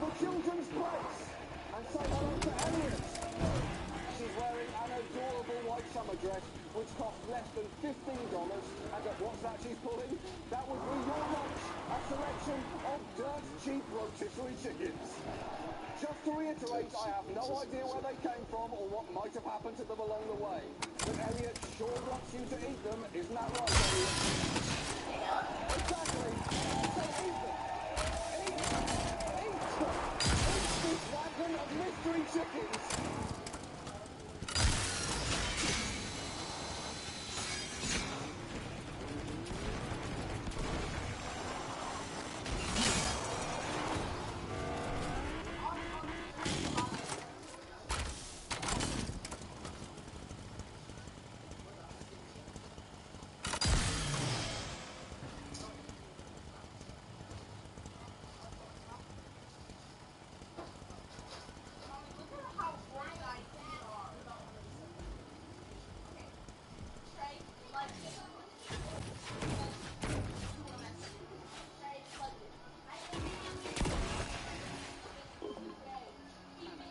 The country you think about so little, that's it, end of sentence. Well, that's a shame, because Canada is an important country. They're our largest trading partner, and the US-Canadian border is the longest in the world. All the way from the coastal town of who gives a shit Alaska to the small fishing village of Great Whatever. Hey, did you let Trey call my mom real quick? Did you let Trey call my mom real quick? And by soon, I mean tomorrow, which is in around 50 minutes. So by the time we're done, you'll have waited until literally almost the last moment to learn the first thing about the Canadian election. An election, by the way, of historic proportions. Today, a 78-day campaign begins. By any standards, grueling, and the longest on record since the 19th century. Okay. Thinking 78 days is a long campaign is absolutely adorable. It's like a woman who has only ever seen one penis saying, that's the longest one ever. There couldn't possibly be one longer than that. But I have to say, they've packed a lot into those 78 days, particularly in the local races. One Conservative candidate, Jeremy Barnes, the owner of an appliance repair business, withdrew for a truly breathtaking reason. Well, Mr. Vance had the misfortune of being caught up in a marketplace investigation into the ethics of appliance repair businesses who do house calls. Jerry Vance responded to a service call at a house that was associated with part of the marketplace investigation, and those cameras caught urinating in a homeowner's coffee mug, dumping the urine into a kitchen sink, giving it a quick rinse, and then putting it back into the sink.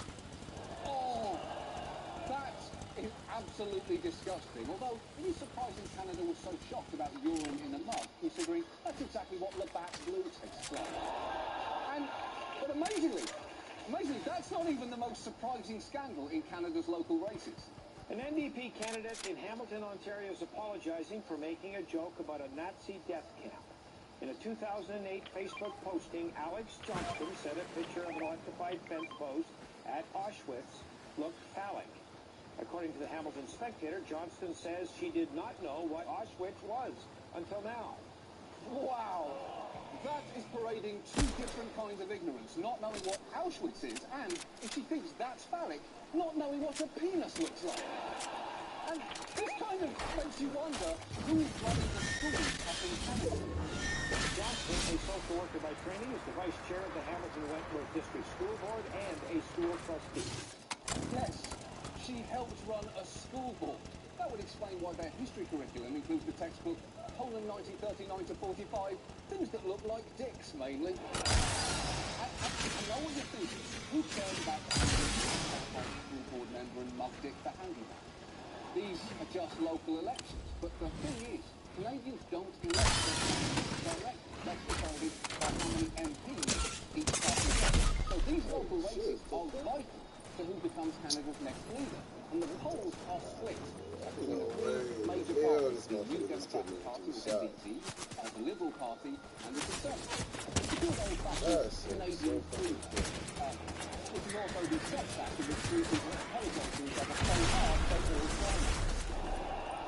The socialist NDP is now the election ahead of what momentum their leader, widely thought to be an excellent legislator, has not been the most comfortable campaign. Here's Voltaire trying out pharmacare, healthcare.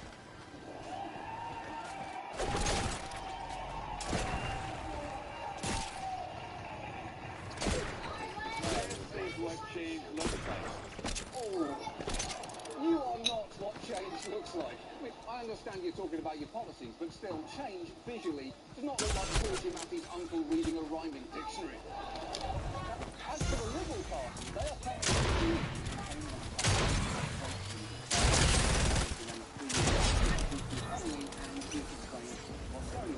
their leader is Justin Trudeau, son of former Prime Minister Pierre Trudeau, a relatively political figure. Justin Trudeau as his father, as a journalist who is public. His father was intellectually brilliant. Does he have that kind of life? No.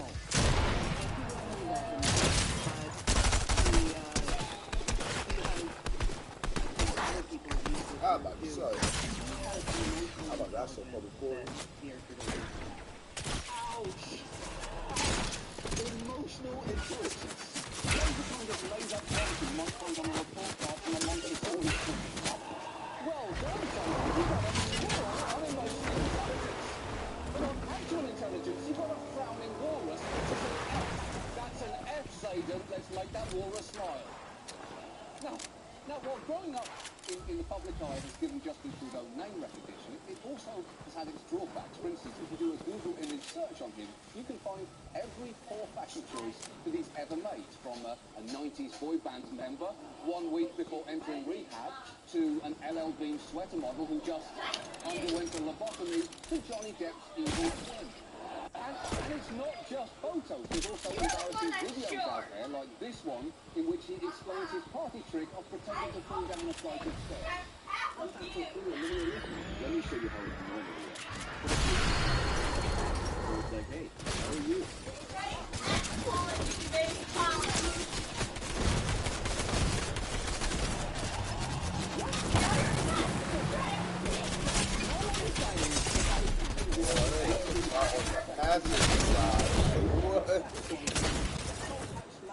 That is crazy.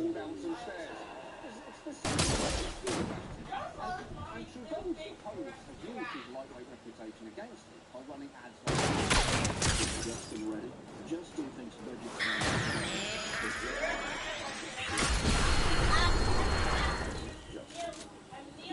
Oh, run down on him right there. Oh, no.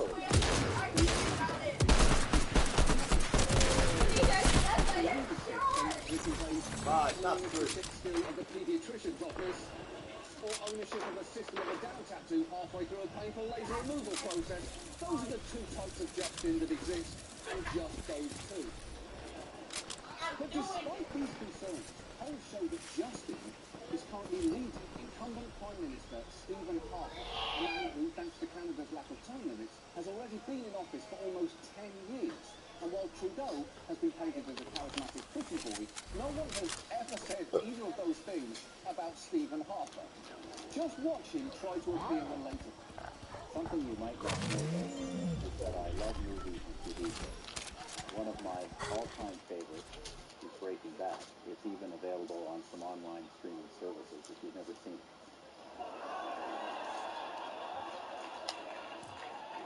I love movies and TV shows isn't a statement that wins over voters. It's what an alien in disguise as a human tells you while trying to fit in at a dinner party.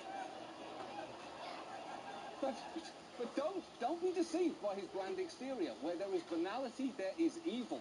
For instance, Harper's government has passed numerous laws weakening Canada's environmental protections, as they've scaled back healthcare for some refugees, and which the federal court calls truly unusual, and Harper himself has taken an extremely strong position on marijuana.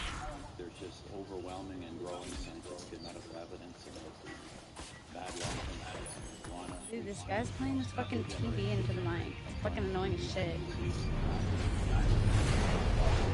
Are you watching Breaking Bad? You're not gonna fucking talk, mute. I don't want to listen to this shit. Is not tobacco. The only context in which that's true is aesthetics. Look at Paul Newman, okay. Now look at whatever the this is. Marijuana is infinitely worse in that context and that context alone. But Harper's ugliest tendency is perhaps his pandering to Islamophobes.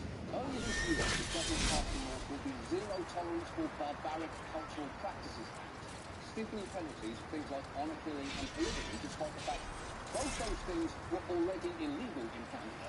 And then a few weeks ago, they suggested a barbaric cultural practices hotline, despite the fact 911 continues to exist in Canada. And this is on top of the fact that they once banned women from wearing the niqab or taking the oath of citizenship, a decision that Harper justified during a French language debate like this. I would never tell my daughter that a woman should cover her face because she's a woman. I would never say that. For a start, if Stephen Harper's daughter is covering her face, it's probably because she understandably does not want to be seen in public with Stephen Harper. But this isn't a debate about his parents, it's a debate about forbidding one particular religious practice. And to hear from one of the women affected by the ban, she did not appreciate it. How do you explain to Canadians why it's so important to keep your veil on while it's a big deal?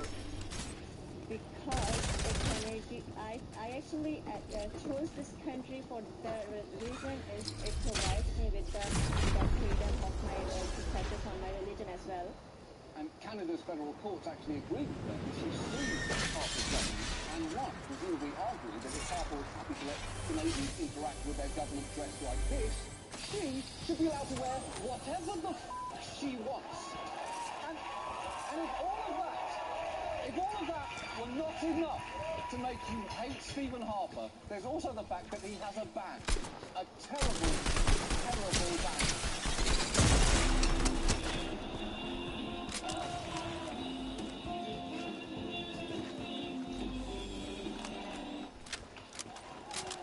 That is Stephen Harper murdering Sweet Caroline with his actual band who chose to call it band.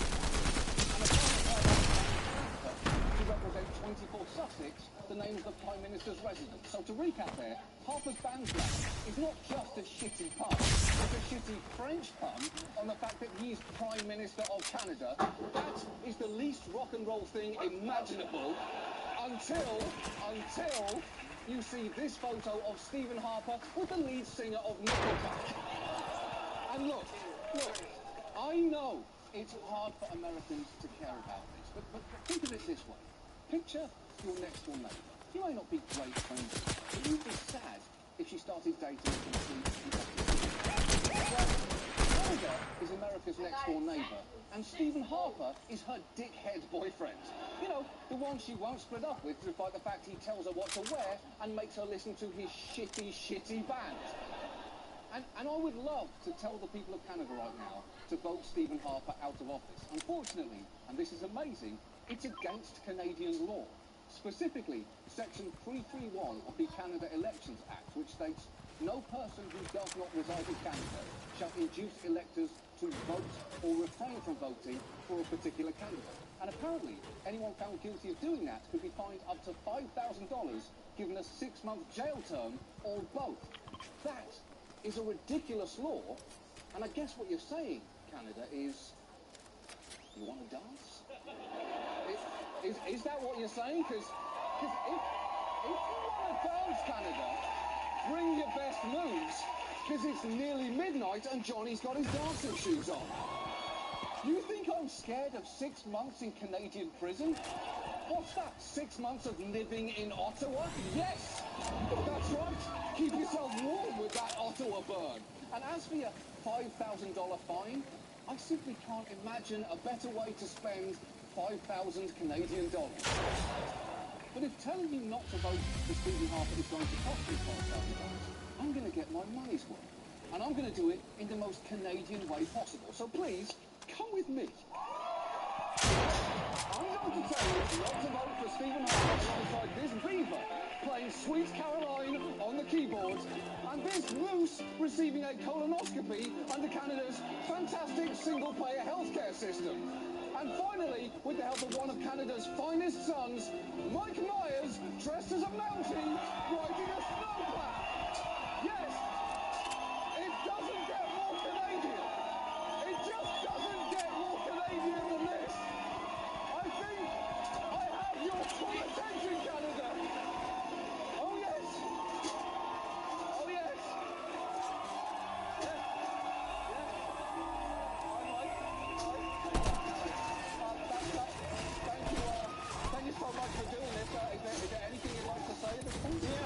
else I'd like to say.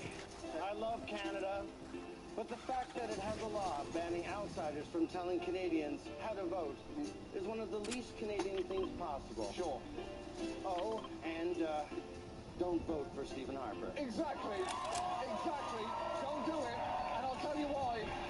Stephen Harper doesn't care about black people. Oh, God. Not again. Sorry. What I meant to say was, Stephen Harper doesn't care about Muslim people. Totally fair. There you go. Yeah. I think it was painful. So please, do not vote for Stephen Harper. Yeah, don't do it. Shall we? Shall we? Yeah, look at this. Let's. Here's your 5,000, Canada. Here's your 5,000. Take it. Take it all.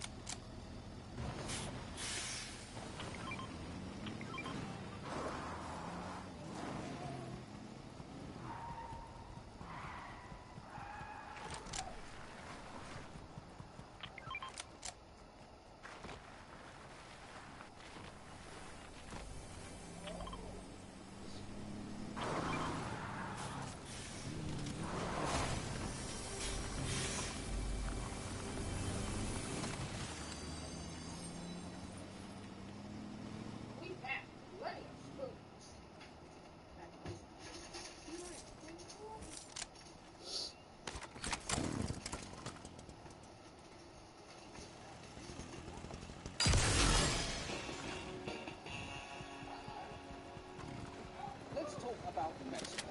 Number 7 on the list of things that Donald Trump is most frightened of, just ahead of Muslims and just behind the Trump of the social place. Mexico is about 123 million people, give or take. A few Americans being great douchebags like these two.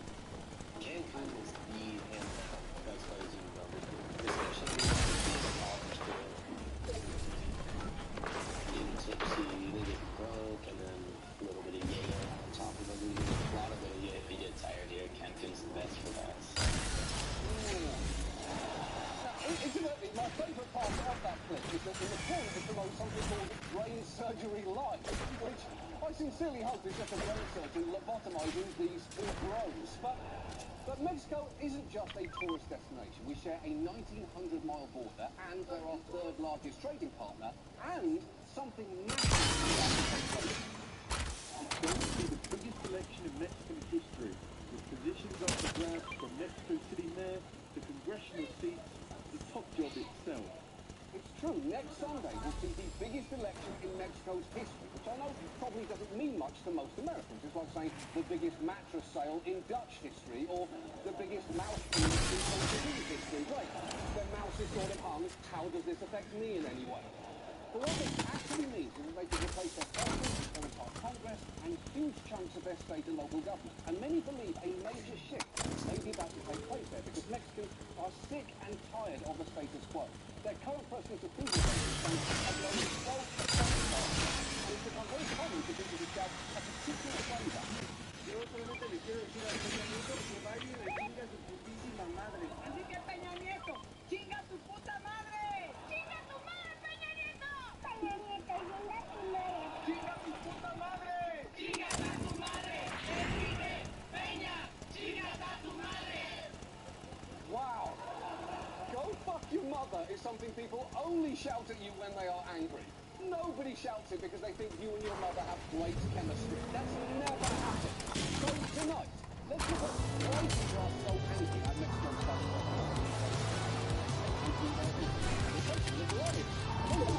Don't really know much about it. For instance, that's what Peña Nieto. That's just what came up when we passed the Mexican man into a spot inside. But as long as he's here, let's give this guy a spin. Look at him go. The man is absolutely leaving it all on the field. Now, just so you know, this is the real Peña Nieto. Although he wasn't so handsome, he actually resembled this stuff on there. He was swept into office in 2010 on a wave of hype. He made the cover of Time magazine with the headline "Saving Mexico," and U.S. coverage of his election was threatened. The dashing 45-year-old former governor is married to a famous Mexican soap opera star. Wherever the couple Mexico went, they drew huge crowds, especially women, who, despite the fact Peña Nieto was married, couldn't get enough of him, calling him bombon, which means sweet thing or hottie. The fact he admitted cheating twice on his first wife and bearing 2 children out of wedlock before she died of epilepsy didn't seem to faze the adoring crowd. Yeah, all of that is true, and that would be completely unforgivable if he wasn't so violently attractive. How are you going to stay mad at that? He is visually fucktacular.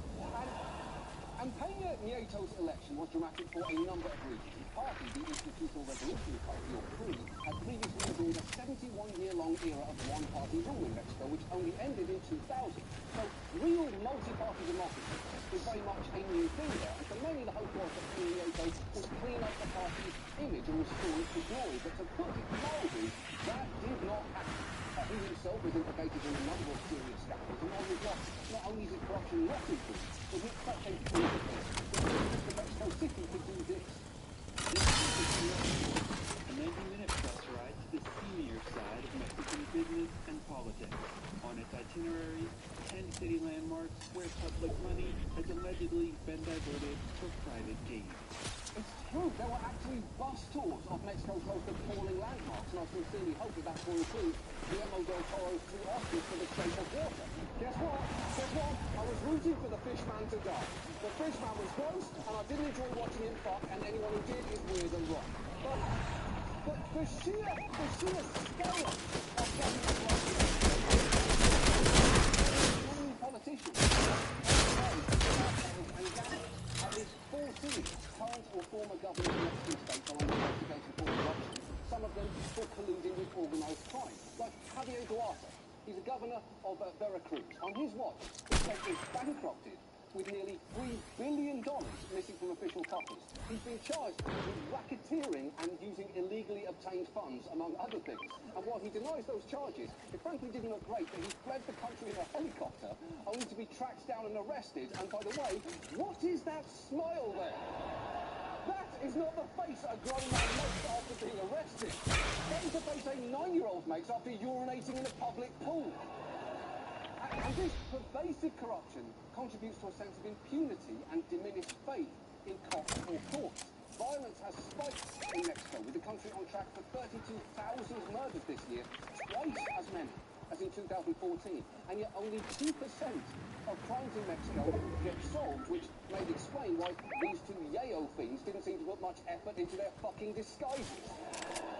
And for many, the incident that encapsulates all of this frustration, government corruption, violence, and extreme lack of accountability, is what happened on Peña Nieto's watch in 2014. 43 students disappeared September 26th after the town of Iguala raced out for an upcoming trip. The mayor there to disrupt an event for his wife and had police stop them. The officers opened fire and turned the students over to a drug gang, which killed them and burned their bodies. Wow. It was horrific. What the fuck? It got worse than that, because there was evidence Oh, that that the police nigga and dirty, military boy. were involved in the students' disappearances, but the government did not pursue. And when you hear all that, you can sort of understand why so many people want to tell Peña Nieto, chinga tu madre. Now, he is not running for the those statements are limited. So who are his potential replacements? Well, there is Jose Antonio Meade, also from the Free Party, but he has no chance, so we're not going to talk about him. There is also Jaime Rodriguez, an independent candidate and state governor known as El Bronco. He also has no chance, but we're very much going to talk about him, because he is a human wrecking. Just what's your idea for stopping government corruption? Yo creo que we need to cut off.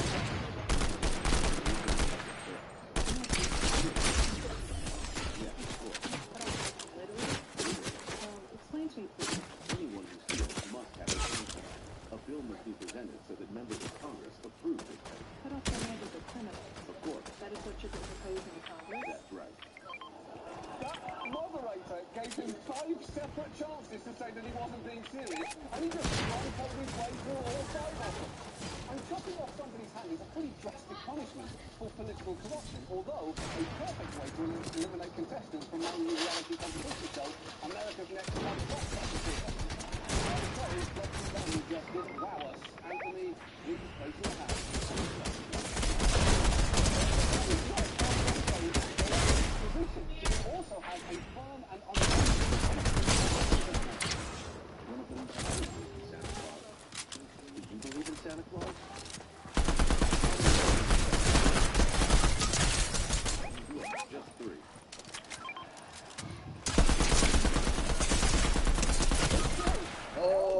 thought he was down. Oh my God, that shit was ridiculous. Think again. When did you tell your kids there was no Santa Claus every day? Every day? That shit is funny as shit.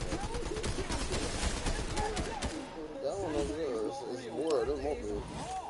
Yeah, there was some light bulbs and shit, you know.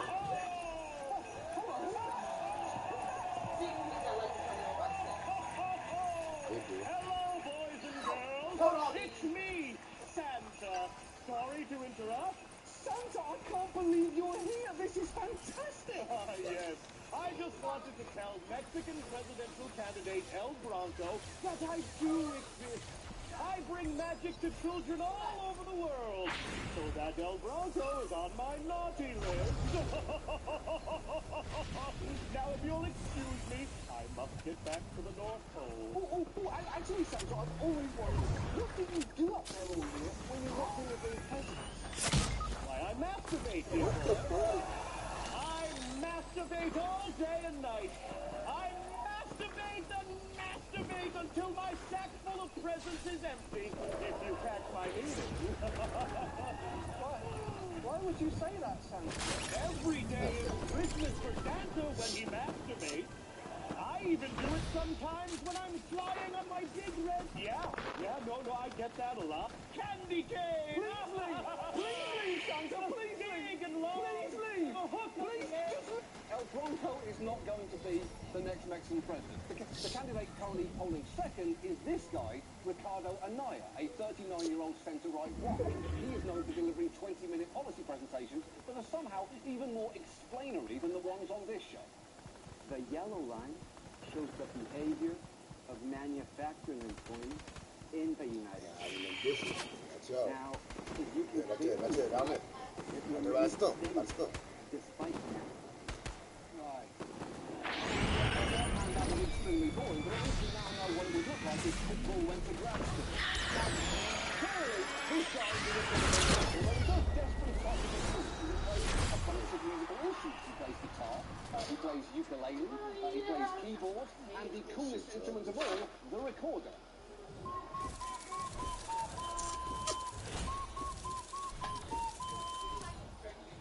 That is simply pathetic. And it is not just me saying that. In Mexico, that clip has unleashed what's been called a tsunami of memes, including videos where people swap in different songs, like this version of Britney Spears' Toxic.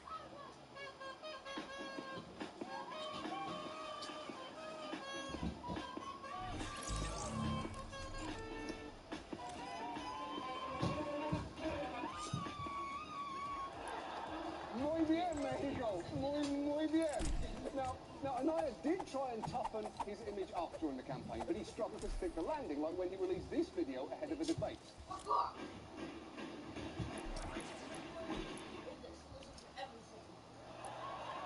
are you doing?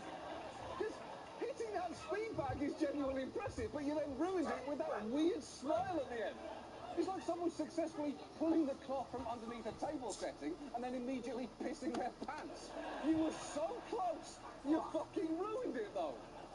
But the outright front-runner and the man widely expected to win this election is Andres Manuel Lopez Obrador, a populist who often goes by his initials, AMLO.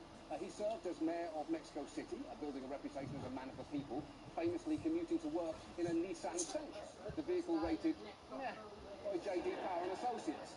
This is actually AMLO's third time running for president. He lost in 2006 and 2012, not taking that first loss particularly well, because not only did he refuse to accept the results, he held a gigantic alternative inauguration ceremony in Mexico City, in which he was sworn in with a fake sash and declared himself the legitimate president of Mexico. His supporters occupied the city central square for months, and that is ridiculous. When Al Gore lost the 2000 elections, he didn't hold a fake inauguration. He just told us we were all going to die and it was our fault. It was just called basic good sportsmanship. Now look, AMLO's campaign has caught fire this time around because he has tapped into populist anger. He's promised to help the poor and eradicate corruption, and he often rails against the elites and the macro.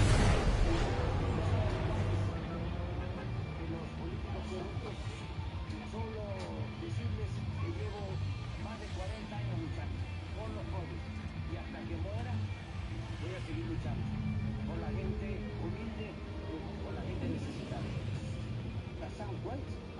kind of see the appeal there. AMLO is kind of like Bernie Sanders, but with a better haircut and significantly better Spanish. Washington, Rescato, a Goldman Sachs y a Wall Street, de su bancarrota. Honestly think he could have carried 100% of the Hispanic vote if his slogan had been, vote for me and I will never speak Spanish again. Now, AMLO's goals may be clear, but the details of how he plans to achieve them can be pretty sketchy. His opponents have attacked him as a dangerous leftist, but journalists and politicians say it's hard to judge things based on his policy platform because they're prone to change, often seemingly overnight, and that he often makes big promises while keeping his own advisors guessing as to what he really means. So in that way, he's actually more reminiscent of a Mexican film fox, which I know is a weird image to conjure up, like Orthodox Hitler or Jack Gandhi. The two concepts don't fit well together. But the lack of concrete policy hasn't dampened the excitement around AMLO, whose supporters have made some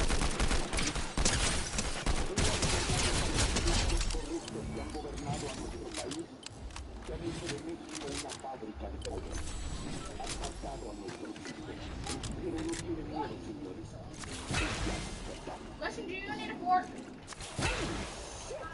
Do you need a fork? That is the most terrifying tiger I've seen since the episode Do you need a fork? where Tigger ate eel. And was that really to put their wild animals, Christopher Robin? You can't just keep them in your backyard. It's bound to happen sooner or later.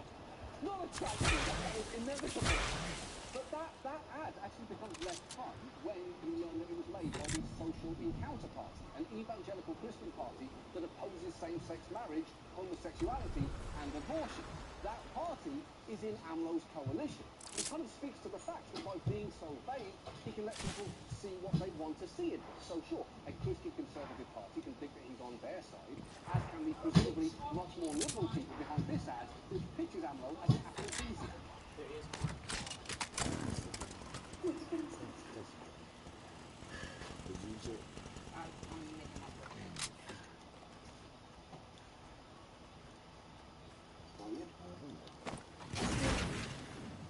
Es que voy a votar por el mismo número.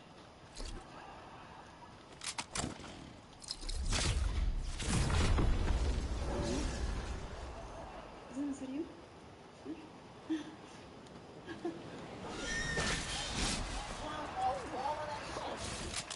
That is the most sexually explicit campaign ad since Theodore Roosevelt's famous slogan of Teddy will make you come.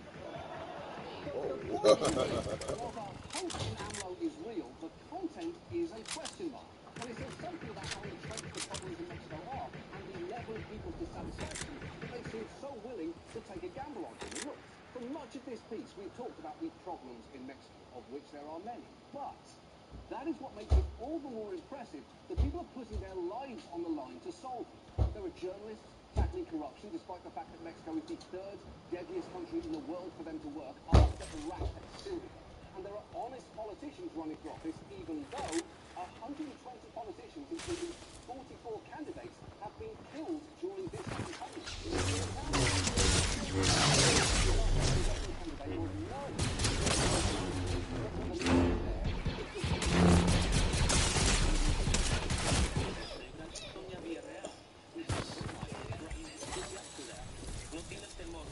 You're not fearing them. No? Wow. ¿Y por qué?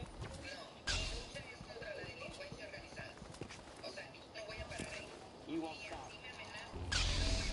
Even if it means risking your life. I mean, that is just amazing. And for the record, I am not afraid. I am